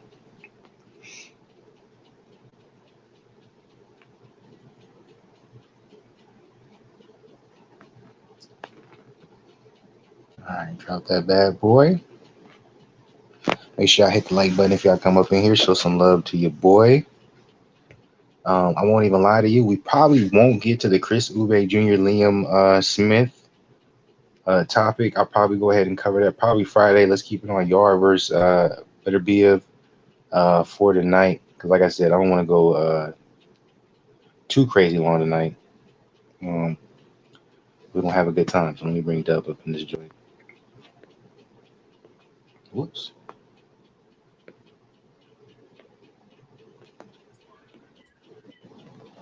What up, Fluke? Fluke, can you hear me? Yeah, you good. I can hear everything. What's up, my brother? How you feeling, man? Man, I'm good, man. What is it? Today's Wednesday. Yeah, man, I'm good, man. A little tired, but not as much tired as the beginning, man. I got pumped up from watching watching that video right there. That was a very, very well put together video, man. I didn't get to see the whole. Hey, if you don't mind, either drop the link or send me the video. I'll go back and watch it. I didn't get to see the video, but I definitely want to see it. It was just, well, let me ask you this. Talk How interested are you in the Yarde versus, apparently I've been saying the brother's name wrong this whole entire time. And I probably will still say it wrong because Beterbiev, Beterbiev. I don't know what his name is either, bro. I don't know what his name is. I've been saying Beterbiev, but it's Beterbiev, I think. Beterbiev. Yeah, it's Beterbiev. I say Beterbiev, but when you look at it, right? When you just look at the name and you read it, it looked like Beterbiev. Mm-hmm. You feel me? So I'm guilty of it as well. I'm guilty. I don't know what the brother's name is. That's respectfully to him now. Respectfully. We got to show the brother love. Let me ask you this, Dub, because this is a question I asked myself. In their prime, Beterbiev. Hey, look, I know who you're talking about. That's all I can say. I know Okay. who you're talking about. Because I'm like, damn, you just said it right, and I forgot. No. I know who you talk. I don't know if I'm right though. I don't know. Beterbiev. Beterbiev. That's the correct way to say it. Is that correct? That's how all these that's how that particular promotional channel was saying it. So that's correct. Kovalev in their prime. Who's better? Light heavyweight. Well, neither one of them were heavyweights though. Light heavyweight. Okay. Man, Kovalev was a beast, bro. Kovalev was a beast. That's how I feel. People don't give Kovalev credit, bro. They don't give him the credit that's deserved. You feel me? So would you say in their prime, are you giving Kovalev the slight edge? This is the problem. With these dudes, respectfully to them, and Flu, I'm gonna ask you, define their prime, bro. And the reason I asked that question is because right now, in my opinion, Beterbiev, Beterbiev, whatever we want to call it, brother, respectfully to him, he seemed like he in his prime right now. Hell, I don't know when these at 37. And when they get up in weight, bro, it's so hard for me to say what their prime really is. Now, if we're talking about somebody fighting at 54, at 47, at 40, 35, 30, I can kind of gauge a prime there. You know what I mean? I can kind of see this is usually when the prime is. At light heavyweight and heavyweight, it's hard as shit to understand what when you say the word prime, it's hard for me to understand it. I look at somebody like Frank Sanchez. Hell, Frank Sanchez, although Frank Sanchez is going to tell us that he is, I believe he said he's 35 or 36. We know the brother is probably 42. Respectfully to him, He might be 47 shit. Yeah, but at the same time, it seems like he's in his prime right now. You know what I'm saying? And so when we talk about those higher weight divisions, it's really hard for me to say what an individual's prime is, if that makes sense. So if I go off of when individuals was fighting their best, that's what I want to do. Let's say that then. No prime. Just say who would when they will find their best, and that's why I don't want to use that. Bro, I ain't gonna hold you, bro. I'm first off, I'm a Kovalev fan. I like Kovalev. And so, but I like Beterbiev better, whatever the brother name, respectfully. Yeah, Beterbiev. That's how they pronounce it. So I think that's the correct way. You teach me. I keep wanting to say Beterbiev, but you're right. It's Beterbiev. You know what's so crazy? Because I have both in my head. I'll say the right name, but I don't know if I'm saying the right name. So I'll goddamn put both of them out there just because I don't know. But man, what Andre Ward did was special. The way he was able to outbox Kovalev, that was special. But I don't think Kovalev was all the way the best Kovalev that we've seen. We know Kovalev gonna go out. I'm going with Artur Beterbiev, and this is the reason. What is it? Beterbiev or better? What is Beterbiev. it? Beterbiev is how they're pronouncing it. So I think it's Beterbiev. This is why I'm going with him, because I don't know the lifestyle that he lives outside of boxing. From what I've heard, he lives a fighter's. I've heard he lives a fighter lifestyle, but I don't know that to be a fact. I do know that my brother Kovalev, he'll go get. He getting fucked up, bro. He having a good ass time out there, motherfucker. He be kissing random bitches on the plane. He be kissing random hoes.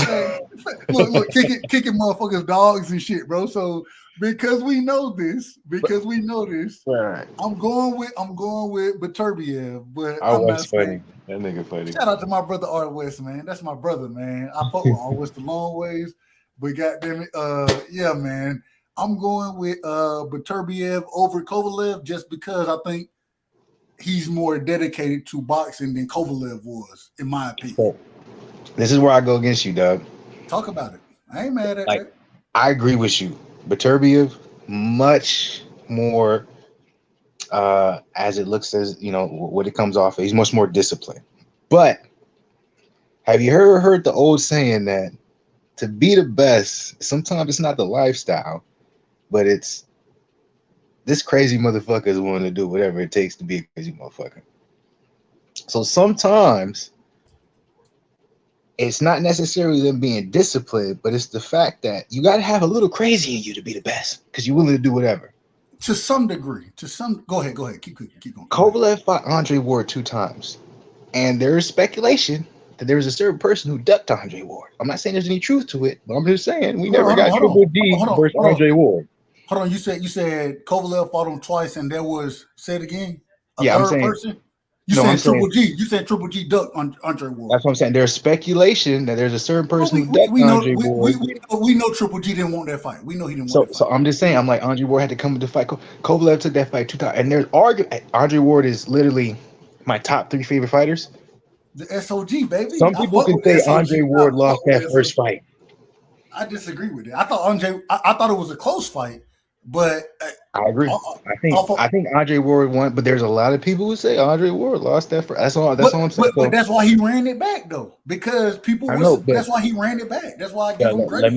Let me finish my point. I'm not saying it didn't have anything with losing or winning. It has to do that. Kovalev is such a crazy motherfucker. He took that fight 2 times. Then he fought Alvarez 2 times. He got knocked out the first time, and he beat him the second time. Then why did you take Yarde? Why did you fight Yarde in Russia? You didn't have to fight that. You had to take that. Almost lost it. And then he took the Canelo fight. Kovalev's a crazy motherfucker. He's taking fights that he never had to take. So my only argument would be, who has Beterbiev, I say right, fought where he's been in a position where it's like you may lose your O. He hasn't fought anyone in that. Like, he got dropped by Colum Johnson.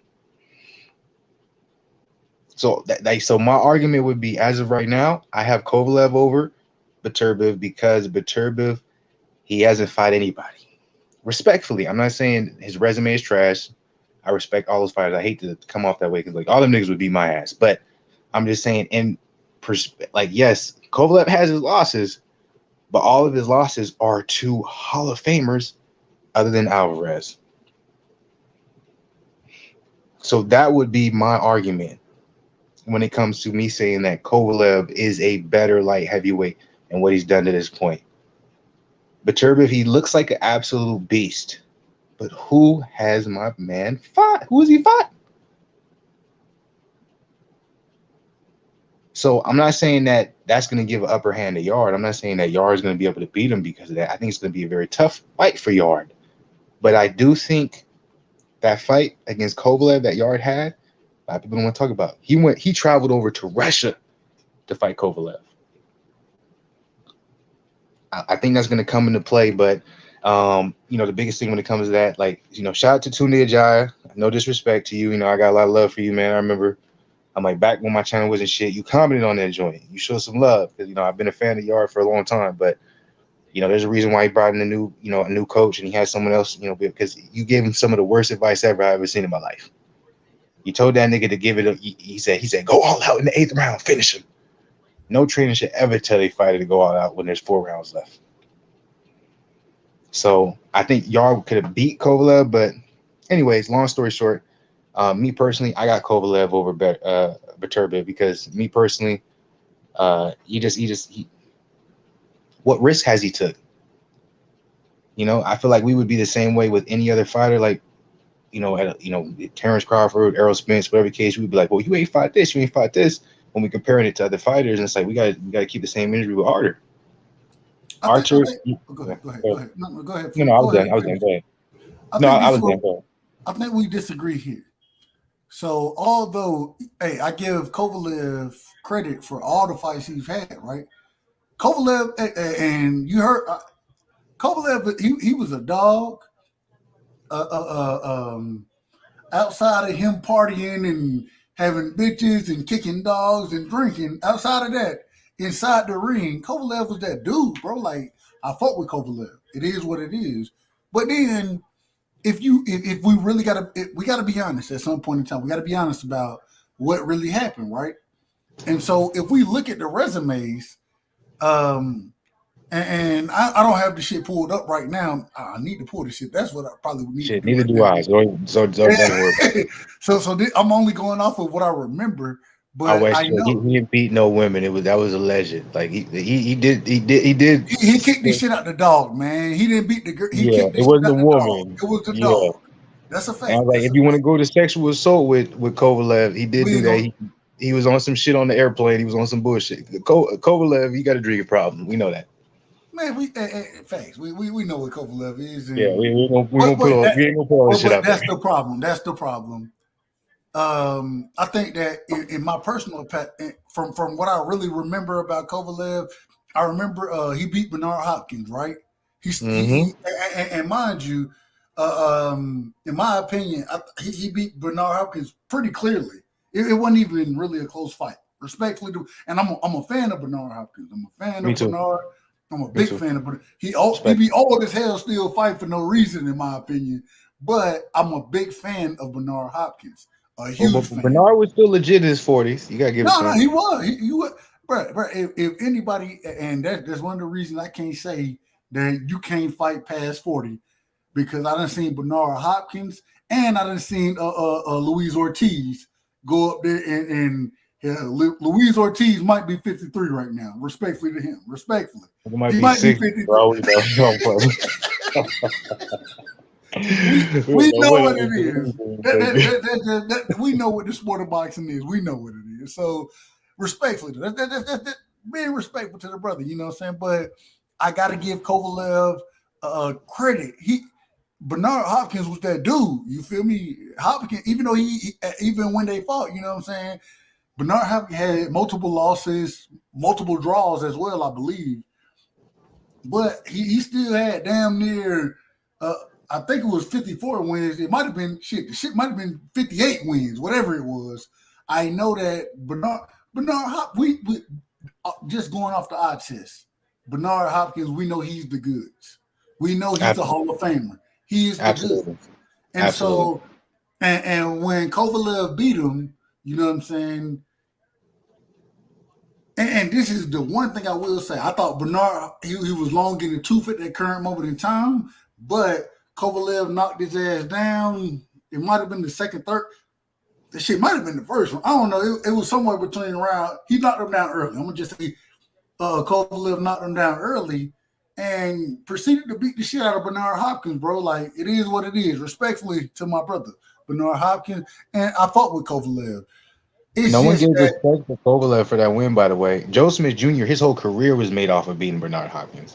Agreed. No one even gave. You just stole my whole point, man. My bad. I'm sorry. My bad. No, you cool. You just talking facts, though. You talking facts. So, the Andre Ward situation, the first fight, you know what I'm saying? I had Andre Ward winning that fight. I thought, and I did as well. I'm an Andre Ward fan. A lot of people tell me I was tripping. I'm biased. I think I'm biased too because I am an SOG fan, bro. Like, I rock Andre with Ward is literally my top 3, like all time. Like, you got that, bro. Andre Ward can fight. He can, and Andre Ward was the individual. He didn't have the best power, right? But he was so dedicated to the sport. He was so smart in the ring. Yeah, no, those are the fighters I love. Those are the fighters.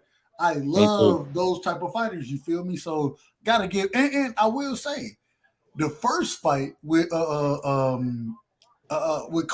and Andre Ward, shit, that was a close ass fight, bro. Like, regardless of what we want to say, that shit was close. That shit was majority of people believe that Kovalev won.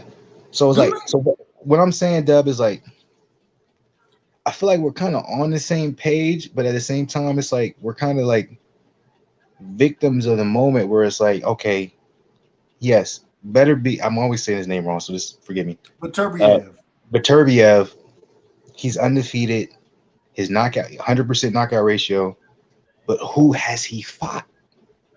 Kovalev has fought Yarde, Bernard Hopkins, Andre Ward, like his Albert, like his resume, like he fought. Hey, hold on. Wait a minute, Flu. I gotta cut you off respectfully. To you. R. West, you bring your ass on the panel. Bring your ass on the panel. When you say that right now, bring your ass on the panel and we can talk about it, goddammit. You know I got love. I got love for him. Is he talking about Ward? No, he gonna say Ward pillow fisted. He gonna say Devin Haney pillow fisted. You feel me? I understand where you're coming from. I understand. Me and R West, I rock with that. That's my brother. I rock with him. But But goddamn a it, better bit. How you say come his talk name about it, again? R West. How you say Beterbiev. Beterbiev. It is respect. Because the reason why I keep asking Dub, because this whole time I've been saying Beterbiev. And I figured out, me watching that shit, it's like, okay, I've been saying it wrong. So I'm going to keep disrespecting the brother, especially when he's elite. But Bring who your did ass, he R fight? West. I got smoke with you, R West. Respectfully, of course. Like, he got dropped by Kalum Johnson. Dub. What's the best win from Kalum? Like, do any of us follow Kalum Johnson? I don't. Bro, I will say I know who Callum Johnson. I know who he is. I do as well, but we know him know, just because of his losses. Right. Like, I'm just let's saying be that. real. I'm just saying that. I mean, but at the end of the day, once again, How old is my brother Artur? Who? Artur Beterbiev. How old is he? Somewhere either 37, 38. I'm not sure exactly He's his age. 37 going on 38. He's somewhere in that older division. Yeah. So he's going on 40, and his resume is nowhere near Kovalev. When Kovalev, a lot of people say his prime or him coming out of his prime was around 34, 35 because he fought the best of the best. Like, I don't like, that's what hurts my heart. Like, okay, we can be like, I want to appreciate fighters. Like, I have nothing but respect for Art. I think he's a beast. Him versus Yarde is a great fight, but to all of a sudden consider him as one of the greatest light heavyweights ever, or to be like one of the most dangerous light heavyweights ever, it doesn't make sense. Like, I'm willing to give credit where credit is due. Usyk, I'm willing to give credit. Fury, credit. Because of the fights that they take. And even Fury, some people can say they're skeptical because his best win is Deontay Wilder. And people disrespect Deontay Wilder, but to all of a sudden pass that down to an Artur Beterbiev and say, okay, he's one of the scariest light heavyweights in the world. I'm like, when Yarde fought, and I'm not saying it's going to make a difference, but when Yarde fought Kovalev, he went over to Russia to fight this man and gave him a 12-round or 11-round war, right? And a lot of people say, oh, well, he got knocked out by Canelo. Do you not understand that he took the Canelo fight because it was a big bag and he only had 1 month and a half to recover from that war that he had with Yarde, and he went and fought Canelo? I'm like, all this shit is orchestrated. So it's like, Kovalev, I have so much respect for him because he's one of those fighters he said anytime, anywhere. Yes, he has his problems outside the ring. Now, real quick, before you keep picking, I just want to make sure we on the same page. Are you saying, because, and the only reason I got to stop you is because Anthony Yarde never fought Canelo.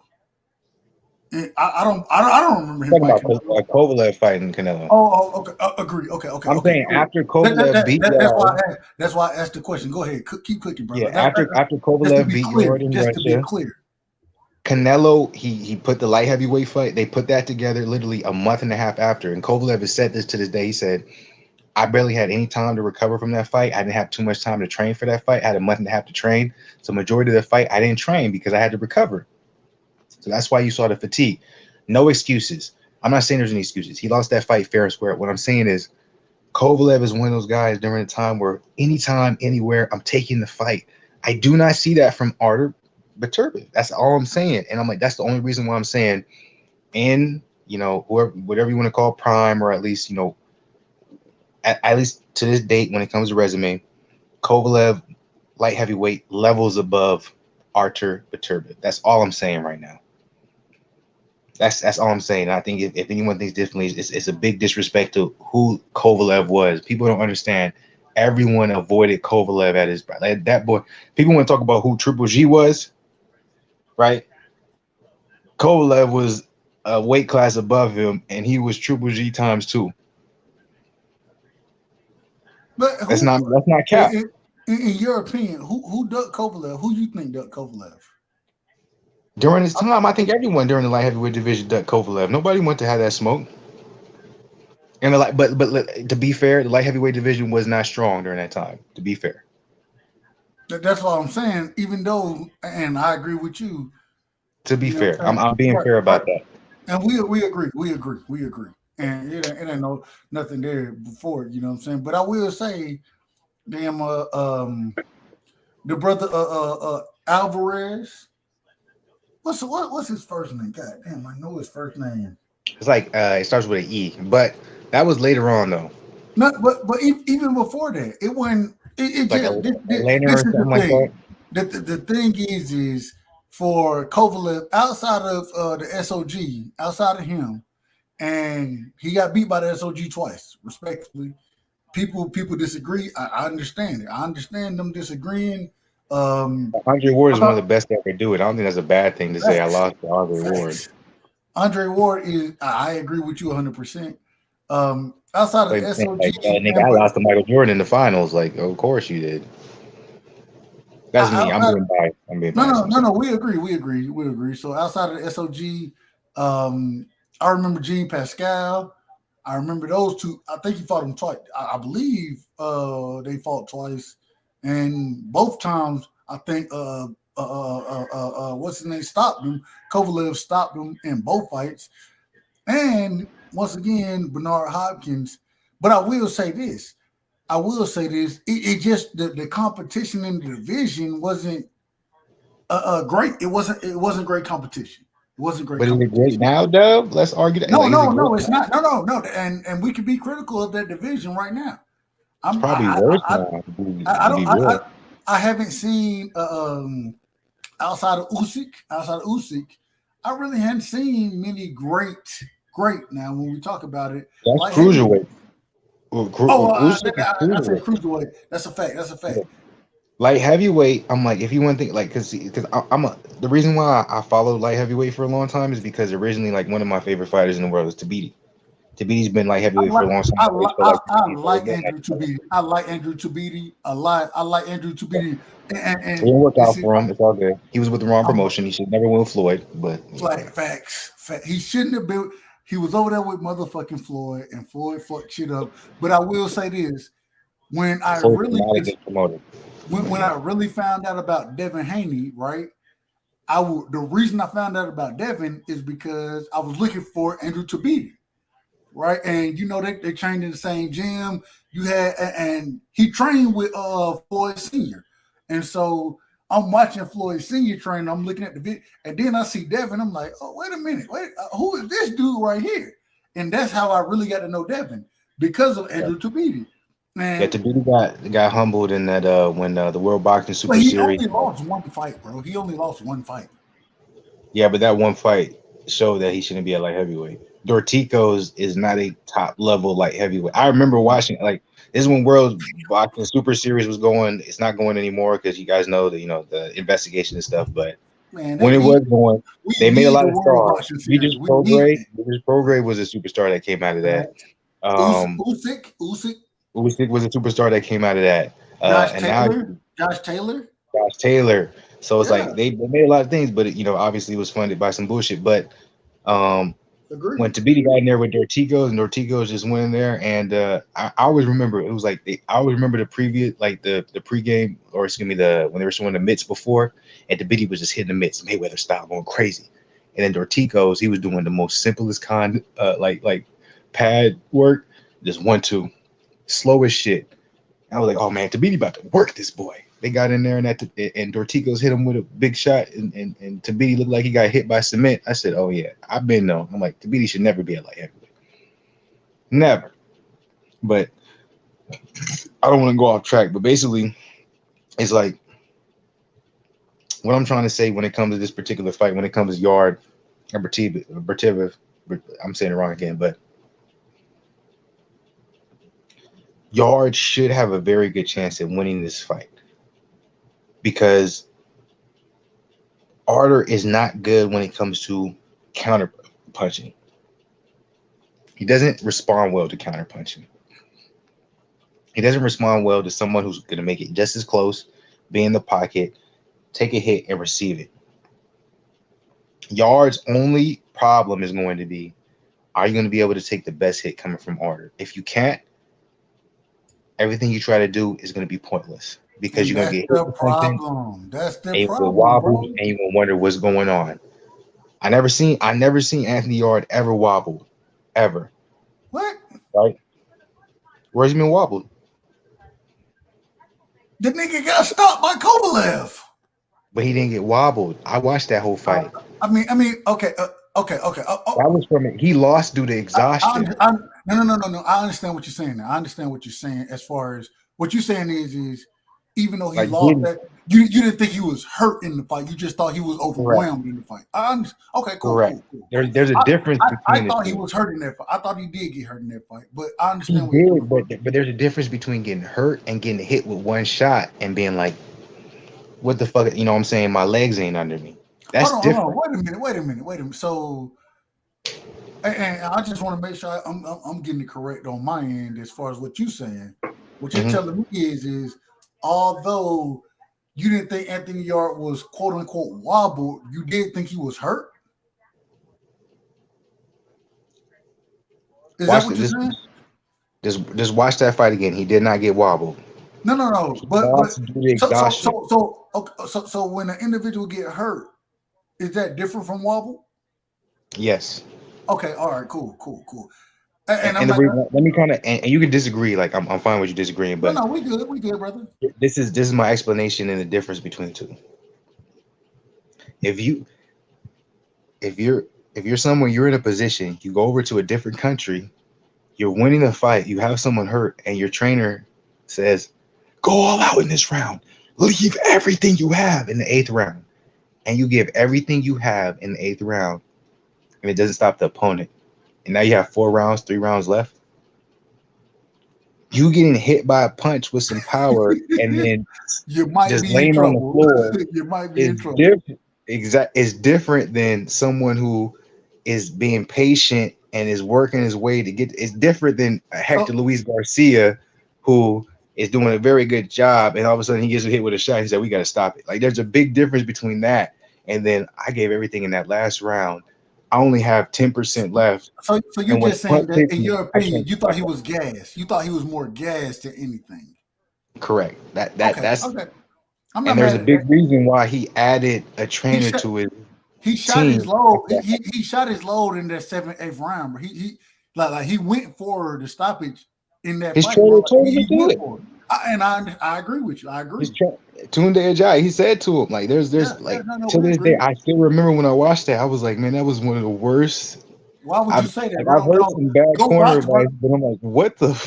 Like, it's the 8th round. Why would you tell him to give everything when there's 4 rounds left? You should tell him, like, be patient, keep doing what you're doing. If you have the shot, do it.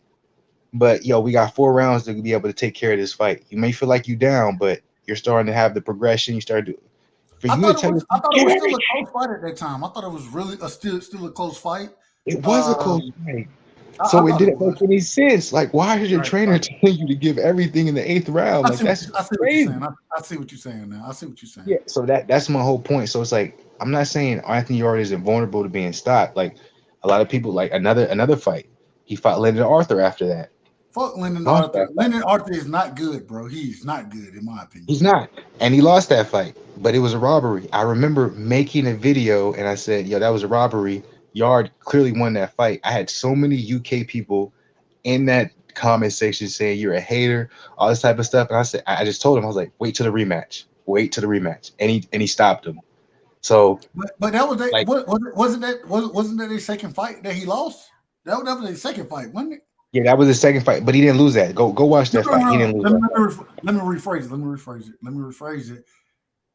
He stopped him in the second. He stopped him in the second fight. Oh yeah, he stopped Lyndon Arthur easily. Like, and I remember in like the 6th round or some shit. Yeah, and I remember I made a video after. I was like, all y'all Brits who was coming at me, where y'all at? And they was nigga ghost, nigga power type shit. I'm like, where y'all at? I told y'all, like, that nigga said power type shit. He said, hey, they was on ghost nigga power, bro. Hey, they wasn't saying shit. So ain't mad at it.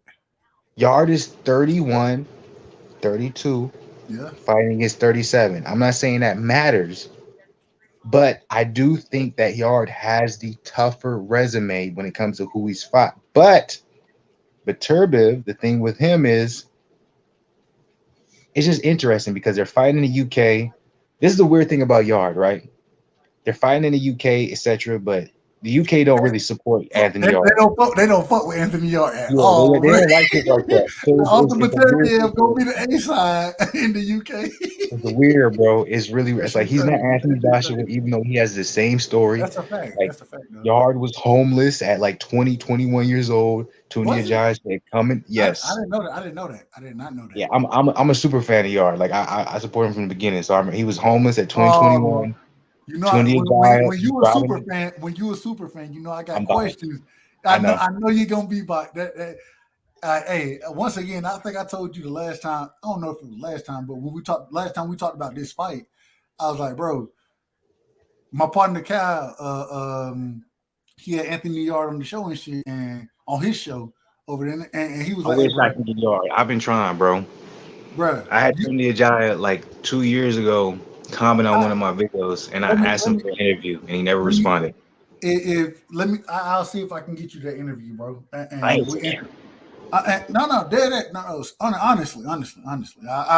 ain't saying it's gonna happen, but I have definitely Probably seen won't, my but partner. I'll say it to this day. Like Yarde, you don't know. I ain't got nothing but love for you, bro. I've been But in your Anthony, corner since day one. I'm just saying that, man, in this situation right here, bro, I told you this before. I don't think Anthony Yarde got the power. I mean, he got good power. I ain't saying he ain't got power. I ain't saying that. I done seen not Joe Smith. Goddamn, I done seen Artur Beterbiev. I done seen his ass knocked down. You feel me? But when it come down to it, I just think, man, at this current moment, man, I go back and look at a fight like Marcus Brown, right? When Beterbiev and Marcus Brown was fighting, I ain't gonna hold you. Yarde would destroy Marcus Brown. Bro. Maybe. I think that'll be a much closer fight than what Beterbiev and Yarde was. Right now. And I could be wrong. I had no problem. You done been around me long enough to know that. I'll admit when I'm wrong. You know that. I'm a fan of Marcus Brown. I love Marcus Brown, but he's way too sloppy for Yarde. Man, all I'm saying is what I seen again.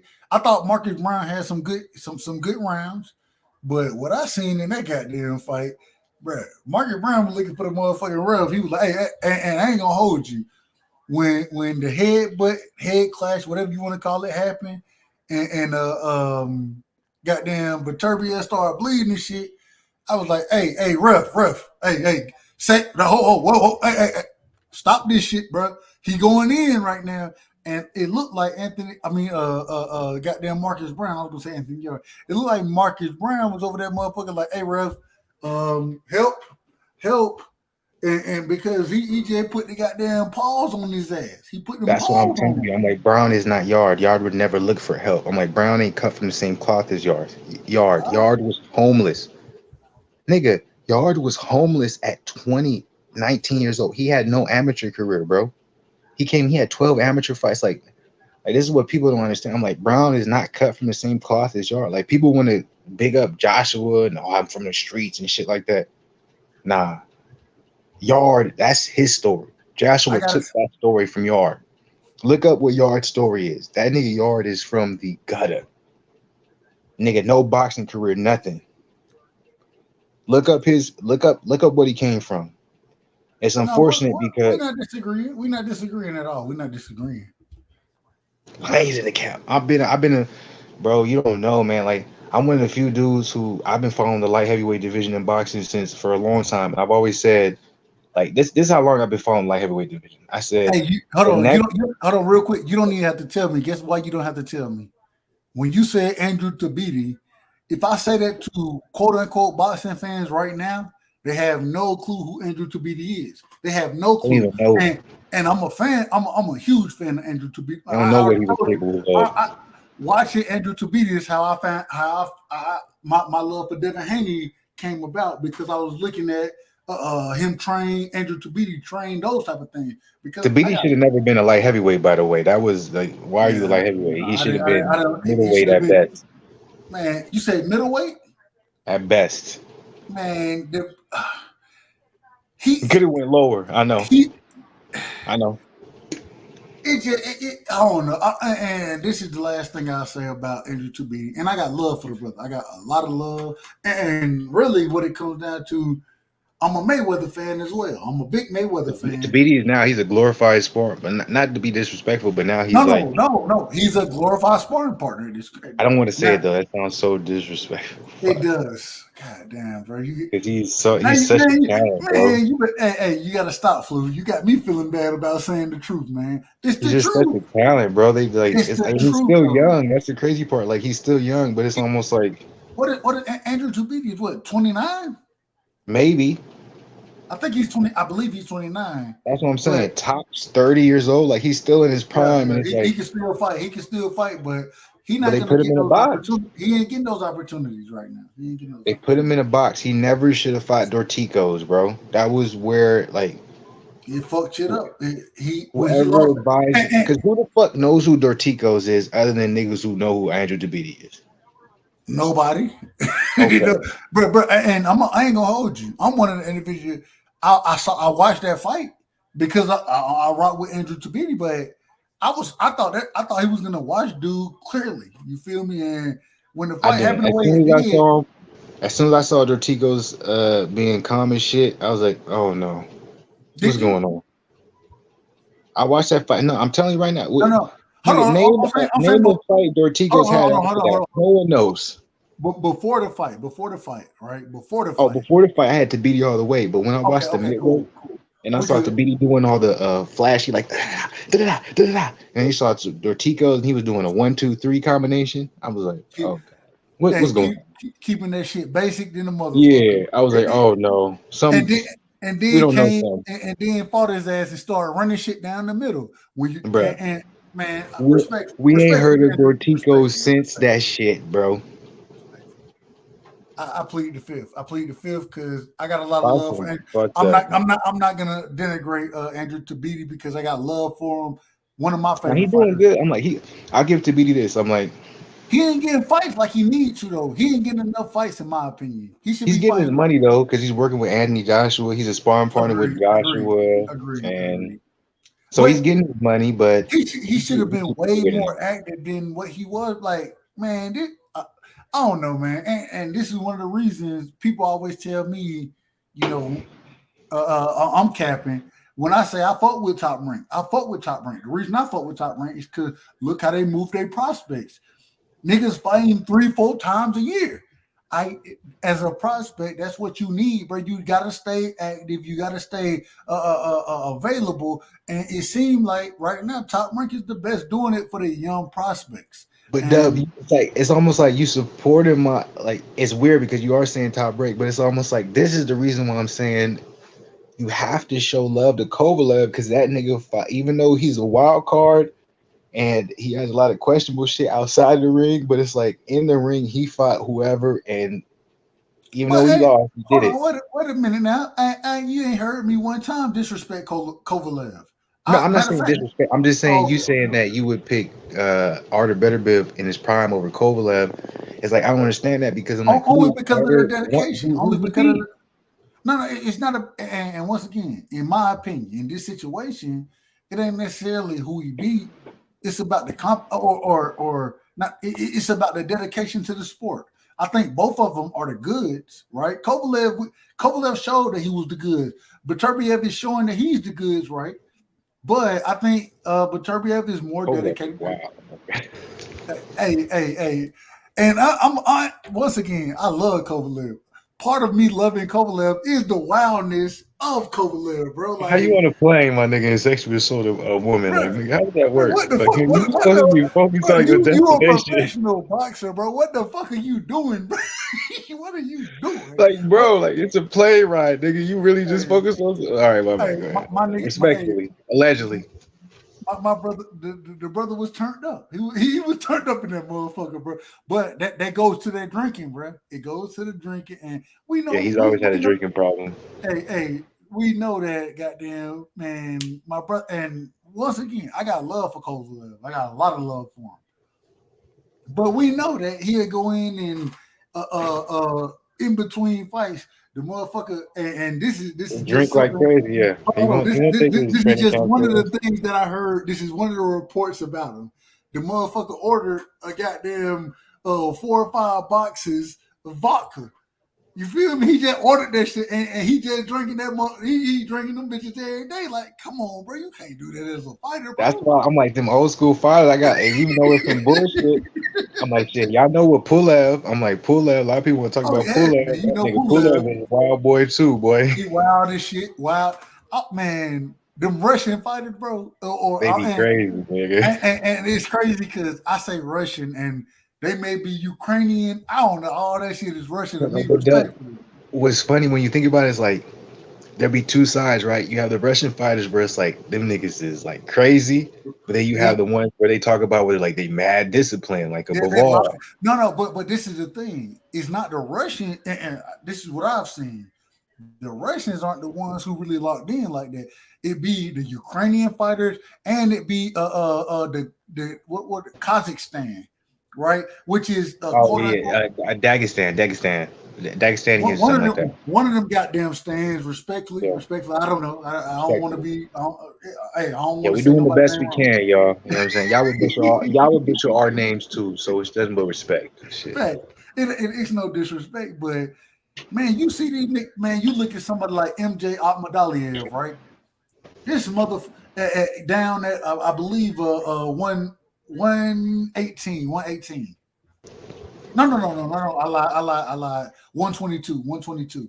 MJ Akhmadaliev. By the way, Fulton versus you know what? now you. Hold on. That's supposed to happen. I think Fulton's gonna get smoked. No How you lie. say how you say the brother name? I say Monster in a way. How you say his name? Shit, we close. I said now you. I don't know which right name. I pronounce the syllables. You know, Americans they pronounce them syllables, but them other countries they like them syllables don't mean shit to us. Only reason I say in a way is because anyway, no, that's right. In a way is right. That is not right. Nonito Donaire, you know, he fought Monster in a way in his last fight. And I done chopped it up with Rachel, Nonito's wife, multiple times. I done chopped it up with Nonito. But that she's the one who corrected me on when I was saying, because I was like, man, he going to fight Monster, what I called him, Anui is what I called him. I think it's now you or in a way, or it's either in a way or in now you. Yeah, and she was like, no, it's in a way, and I think it's in a way. That sounds right. She always show love, so I gotta, but hell no, man. Like I'm excited for that fight right there. I'm really excited for that fight. Go ahead, I don't want to keep it because I'm like, this wasn't supposed to be a long stream, but I do want to ask you this question because I'm like, okay, like I appreciate everything you said when it comes to Yarde and Beterbiev. We won't, because I don't know why I was under the impression it was gonna happen this weekend, so we can definitely circle back that next week when they start doing more promotion. But I do want to ask you on the fight that is going to be happening this week. If you have any thoughts on it, Chris Eubank Jr. versus Liam Williams. Before we get it better, last thoughts. What is your, because we haven't talked about this at all, I have it in the title. So what is your thoughts on that fight? How do you feel about it? Who do you think is going to win? Is something that you're interested in? By the way, I don't know what's going to lead to, but supposedly Conor Benn is going to be cleared for the supposed drug bullshit. Eddie Hearn is saying Conor Benn versus Chris Eubank Jr. is going to happen, but is this something anybody, when it comes to boxing, should be paying attention to with Chris Eubank Jr. and Liam Williams? What are your thoughts on the fight? Just give me your overall just thoughts, opinions, everything on Chris Eubank Jr. and Liam Williams and what may happen after. What? In my opinion. By the way, I'm sorry. I don't want to interrupt you, but real quick, for the Conor Benn fight, Chris Eubank Jr. was not working with Roy Jones Jr. He said he went to work with his father for this fight with Liam Williams. He's back working with Roy Jones Jr. So, by the way, I saw his open workout. I love what Roy Jones Jr. is doing with Chris Eubank. But, anyways, yeah, go ahead, get your thoughts. Go ahead. First things first. So that fight is definitely happening this weekend, right? This weekend, Liam Williams, Chris Eubank Jr. That's happening for sure. That's 100% happening. Unless there's an injury last minute, it's happening. I think Liam, he's a good fighter. I got Chris Eubanks in this fight. I think, and I had, and respectfully to Conor Benn, I had put money that goddamn Chris Eubanks to beat the shit out of Conor Benn ass, respectfully. Yeah, I didn't put no money down, but I'm right there with you. I had Chris Eubank winning that fight. That was too big. And because the fight didn't happen, niggas like, oh, you gotta nah, I ain't paying shit, bro. Your nigga pulled out the fight. What you talking? Anyway, that's a whole nother story. Steroid accusations, but apparently, from what Eddie Hearn and I don't Conor believe Benson, none they of that say shit. they're clear and they're good. But yeah, I think Conor Ben is on steroids, so I do not believe none of that shit. Respectfully to Eddie Hearn, they about to be cleared. They say it's all rumors. They're gonna be cleared, but I don't know. it is what it is. But no, I'm very interested in this fight this weekend. I think Chris Eubanks is a better fighter. This is what I will say. This is one thing that in Chris Eubanks' last fight, I saw the Roy Jones piece or I saw Roy Jones really putting his imprint on Chris Eubanks. My problem with it is Chris Eubanks Jr. is not the athlete that Roy Jones was. That's my problem. And so some of the things that he does, especially that he's getting from Roy, yeah, Roy, you was able to be successful with this shit because you were, in my personal opinion, I think Roy was just a superior athlete. I don't like, and I want to be very clear about what I'm saying. I'm not saying I don't like Roy Jones coaching Chris Eubanks, but I am saying that some of the things you're trying to give the brother, you can't give it to him because you one of the few people who can do this shit. He don't have the athletic ability that you have, and because of that, I don't like him fight. I don't like Chris Eubanks fighting with his hands down. I do not like that at all. When I seen that shit, I'm like, oh, bro, I understand who coaching you, but I don't think that piece works for him, and so I'm looking forward to the fight just to see the adjustments made. But I just hope it. I think Roy can have or can be a successful trainer. The problem is you can't be training motherfuckers the same way you fought because the only reason you was able to get away with a lot of shit that you did is because of the superior athleticism that you had. And everybody doesn't have that. And I don't think Chris Eubanks has that. But I do think that Chris Eubanks can come out and win this fight. So I agree with you 100%. Chris Eubanks Jr.'s athleticism is nowhere near Roy Jones. Where I will disagree with you with is Chris Eubanks Jr.'s style was never based off of boxing. It was always based off of his athleticism. And that's why he lost to people he should have never lost to. Billy Joe, right? Groves. He never should have lost to these two fighters. The reason why he lost to them is because even though Chris Eubanks Jr. was more athletic than them, he never took the boxing aspect of it serious enough where he can implement it into his game. So what I do like from Roy Jones Jr. is, this is the thing that's crazy. It's like your father was such a he was such a great boxer, right? He understood the game of boxing, but sometimes the closest to you isn't who you want to learn from. Sometimes you have to learn from people that you idolize, that you respect. I'm not saying he doesn't respect his father. Of course he does. But when you try to differentiate yourself from your father, especially when you have the same name as him, the last thing I want to do is learn from him. I don't want to be like him. So I feel like Chris Eubank Jr. always had a identity crisis where he was very athletic and he could have outboxed a lot of the fighters he lost to, Billy Joe, George Groves, but he didn't because he didn't want to be who his father was. Becoming and seeing and having, and this is me personally, I think it's a little too late. I wish he would have, came across Roy Jones Jr. a little bit earlier in his career. And he would have been able to probably have a much more successful career in regards to the position he put himself in and what he can achieve. But better late than never is what I say. So I think Roy Jones Jr. is perfect for him because he's always been a fighter who has relied on his athleticism. Chris Eubank Jr. never relied on his boxing. And I don't think it was something that he did on accident. I think it was purposely because he wanted to try and differentiate himself from his father. Now being able to implement a Roy Jones Jr. style, he respects what Roy Jones Jr. is telling him. A lot of his stuff is, he's not as athletic as Roy Jones, but within the little tidbits that Roy Jones is teaching them that's based off athleticism, there's a lot of boxing in it too. He's telling Chris, you got to use your jab. Use that jab, brother. Use the jab, use your angles. He didn't do that before. So, because I've been a Chris Eubank Jr. Fan for a long time. So, I'm not saying this is something that he can, longevity-wise, all of a sudden become the greatest ever. But I think this will be, at least right now in his current career, it's going to be very beneficial. And we're going to see a very different Chris Eubank Jr. because I think he's really absorbing everything from Roy Jones because he's been trying to create his own identity as a boxer, and finally he has that. So I'm in full support of it, man. I'm in absolute full support. I think he's going to go in there. I think he's going to knock Liam Smith out within 6 rounds.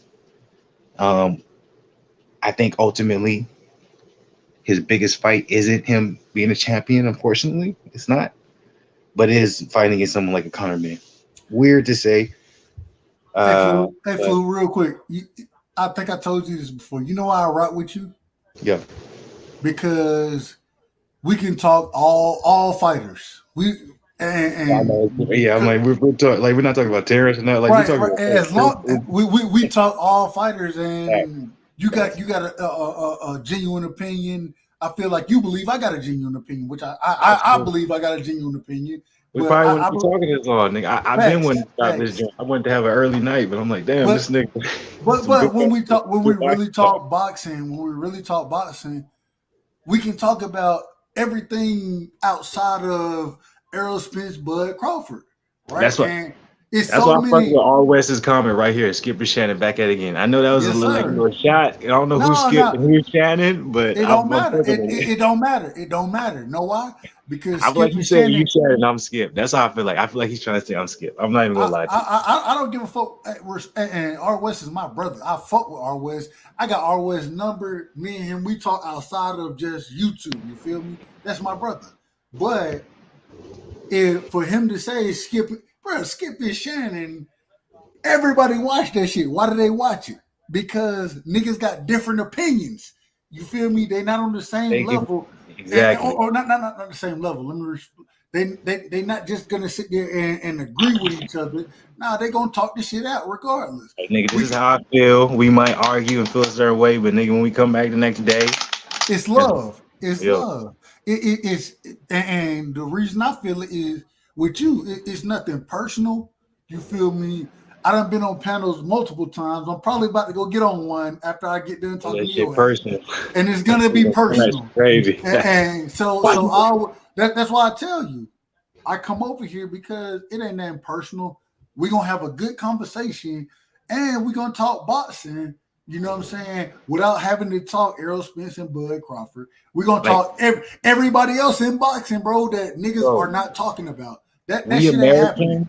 And we're technically talking UK boxing. I'm like, okay, better beat it if we can kind of talk, but it's like at the same time, it's like how, like I was saying this in the beginning of the stream. I was like, I was trying to find promotional shit for Yarde versus Beterbiev, bro. I couldn't find shit. You can't find shit.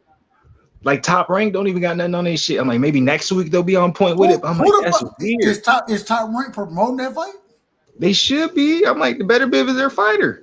Supposedly, see, this is the problem, and I got to be honest. I done seen multiple times, especially when it goes to the UK Top Rank. They say that they're the quote unquote promoter, but they'll let Eddie Hearn. They'll let what's the brother name? Like, it's gonna be Frank Warren. Frank Warren's really Frank Warren. That's what I'm looking for. Frank Warren. They'll let Frank Warren come in and really be the promoter for the fight. You feel me? And so I don't like that. That's just my opinion, and I'm biased. I'm not right. Biased. Yeah, no, I agree with you. I'm like, that's not right. I'm like, come on. But that's what they do, and so. But if you ask anybody else about that, man, motherfuckers don't even know that Anthony Yarde, but they don't even know that they fighting, bro. They don't know that they talk about it, bro. They gonna be like, what the fuck you talking about? Let's talk about Gervonta Davis, Ryan Garcia, and it's like there's room for that. Like that's the thing. It's like there's room for that. I love talking about the shit everyone loves to talk about, but also it's like that's not the only thing going on. But not all the time. I don't want to talk about that shit all the time. We can definitely talk about it. I have no problem with it. You ain't never seen me no smoke. You ain't never seen it. But y'all know tonight the Lakers played, and I chose like specifically, like, I didn't want to watch the fights. Like I don't even want to be on like because I didn't want to watch that basketball game. It's like nigga, I want to talk boxing. I'm like nigga, Who the Lakers played tonight? Who they played? Kings. That's why I ain't give a fuck. Hey, they got their ass whooped, didn't they? Probably. I don't know what happened. I'll check it out. The Kings are balling, right? Respectfully. The Kings got some goods over there. They got some goods over there with the Kings. Yeah, but what's your last words? Cause I'm gonna let you do your thing, Dub. My last words is this. My last words is this. Shout out to you, Flu. I got a lot of love for you. Appreciate you allowing me to come up and rock with you. And I appreciate you, Dub. One thing I always gotta say, motherfucker, hey, you know, you'll jump on different individuals, panels, whatever. One thing I always say with you. If I jump up over here, the reason I jump up is because I know you keeping it a buck, and I got so much respect for that and love for it. You feel me? You my brother. You the little homie, respectfully, because I think I'm older than you. You the little homie, but at the same time, bro, you can't tell me, and I think you see it. If I get a chance to fuck with you, I'm gonna fuck with you, bro. So keep doing your motherfucking thing. I got love for you, bro. Much love. I gotta do better on jumping on other panels. Like that's probably like my weakest point. No, don't do that. Don't do. And let me tell you why. All right. You start jumping on these, and this is my downfall. This is definitely my downfall. I start jumping on other panels, right? After I get off with you, I'm gonna go jump on another panel. I just got off of a panel, right? See, I gotta be on that. I don't be doing that, man. You should. I thought that would help with shit. That would help grow the channel and shit. I think you should do it to some degree though, because, bruh, you know, you cam up. Hell, if necessary, I would. Well, my goddamn camera fucked up right now, so I gotta buy a new camera. I feel like I'll be. Yeah, go ahead. A lot of niggas won't fuck with what I say though. I'm a very like. Nah. What? This is my What I would tell you, Flu, is when you go in there, stop it, bro. You can't come in. Me and you talk a certain way, right? And you see there are times that you be like, God damn, Dub, this nigga, he going ham right now for no reason. The reason being is because that's where I've been and that's what I'm used to. You feel me? So what I would say is, hey, I think your boxing knowledge is there. You ain't gonna be able to come in and this is what I would, if you was on the panel with me on another show, guess what I would say? And I ain't know you. Oh, this pretty nigga right here, he want to come in talking shit. No, hell no. That's how I be all the time. Yeah. And I'm just telling you what it is, bro. It's like I know my shit, but it's like a lot of people, they don't respect what I realize when it comes to like U.S. boxing fans, they feel like if you don't know your knowledge or if you're not specifically just U.S. boxing knowledge, they don't respect it. And it's like for me, but I'll bring in the UK knowledge. Like I watched it all. Like I'm like the big part. One of my OG fat, like I haven't seen him in a minute, lost one, but it's like one of the OG family members is from the UK. Like I love UK boxing, man. I don't discriminate. Like all this. This is the difference, and this is where I think that you can really succeed. Right? I'm one of the individuals. When you call UK boxing knowledge out to me, 90% of the time I can talk about it. There are fighters that you may call out that I can't talk about. And when I can't talk about it, I'm gonna tell you I don't really know, right? But the majority of the time when you call UK boxing out, we can rock on that shit, bro. We can, because it's boxing. It's boxing. And what I had to realize is that even with that knowledge, when I jump on a lot of these panels, that knowledge is irrelevant because it's never gonna get there. I'm never gonna. And I told you once again. That's why I rock with you, is because I don't have to. I can literally expand my knowledge, and we can talk the sport of boxing. I don't have to be too specific, and I know that you feel me, what I'm talking about when it happens. So that's why I appreciate it. I'm like, the fact that we can even talk about like, oh, who do you think is better, Beterbiev or Kovalev? Is like most people, they won't even have that conversation. They can't. You know? No, it's not they won't. They can't have the conversation because they don't know enough about the fighters. They don't know enough about the fighters. But individuals like yourself, You feel me? Hence the reason I rock with you is because you know about them, and we just had a whole Kovalev, goddamn Beterbiev. We had a whole It should be conversation about that Beterbiev. shit. You're right, Dub. It should be Beterbiev. I've been saying his name, but that's what I'm saying. I'm like most channels. I'm like that's why I'm like a lot of channels they grow really fast because it's easy to everyday Terrence Crawford, Spence, Gervonta Davis, Ryan Garcia, like everything everyone knows. Like I know the numbers when you put those names in it. I know the numbers those hit. You'll get numbers every time, but it's like I can't fake that shit. Like, I don't want to talk Who about is that talking shit the every day. real boxing talk, bro? Who is talking the real boxing talk? Facts, bro. And I'm one of the individuals. I think you would agree with me. When I get on, I was on a panel tonight, and guess what they talked about? Shit, probably Spence some and shit. Bud. Yeah, Spence I'm and like, Bud. nigga, how long can you talk about that, bruh? And this was my comments right here. My opening comments was, hey, real quick, I want to talk about Devin Haney, and then my partner Knockout, he gonna definitely entertain my Devin Haney. He a Tank fan, I'm a Devin fan, so he gonna entertain that.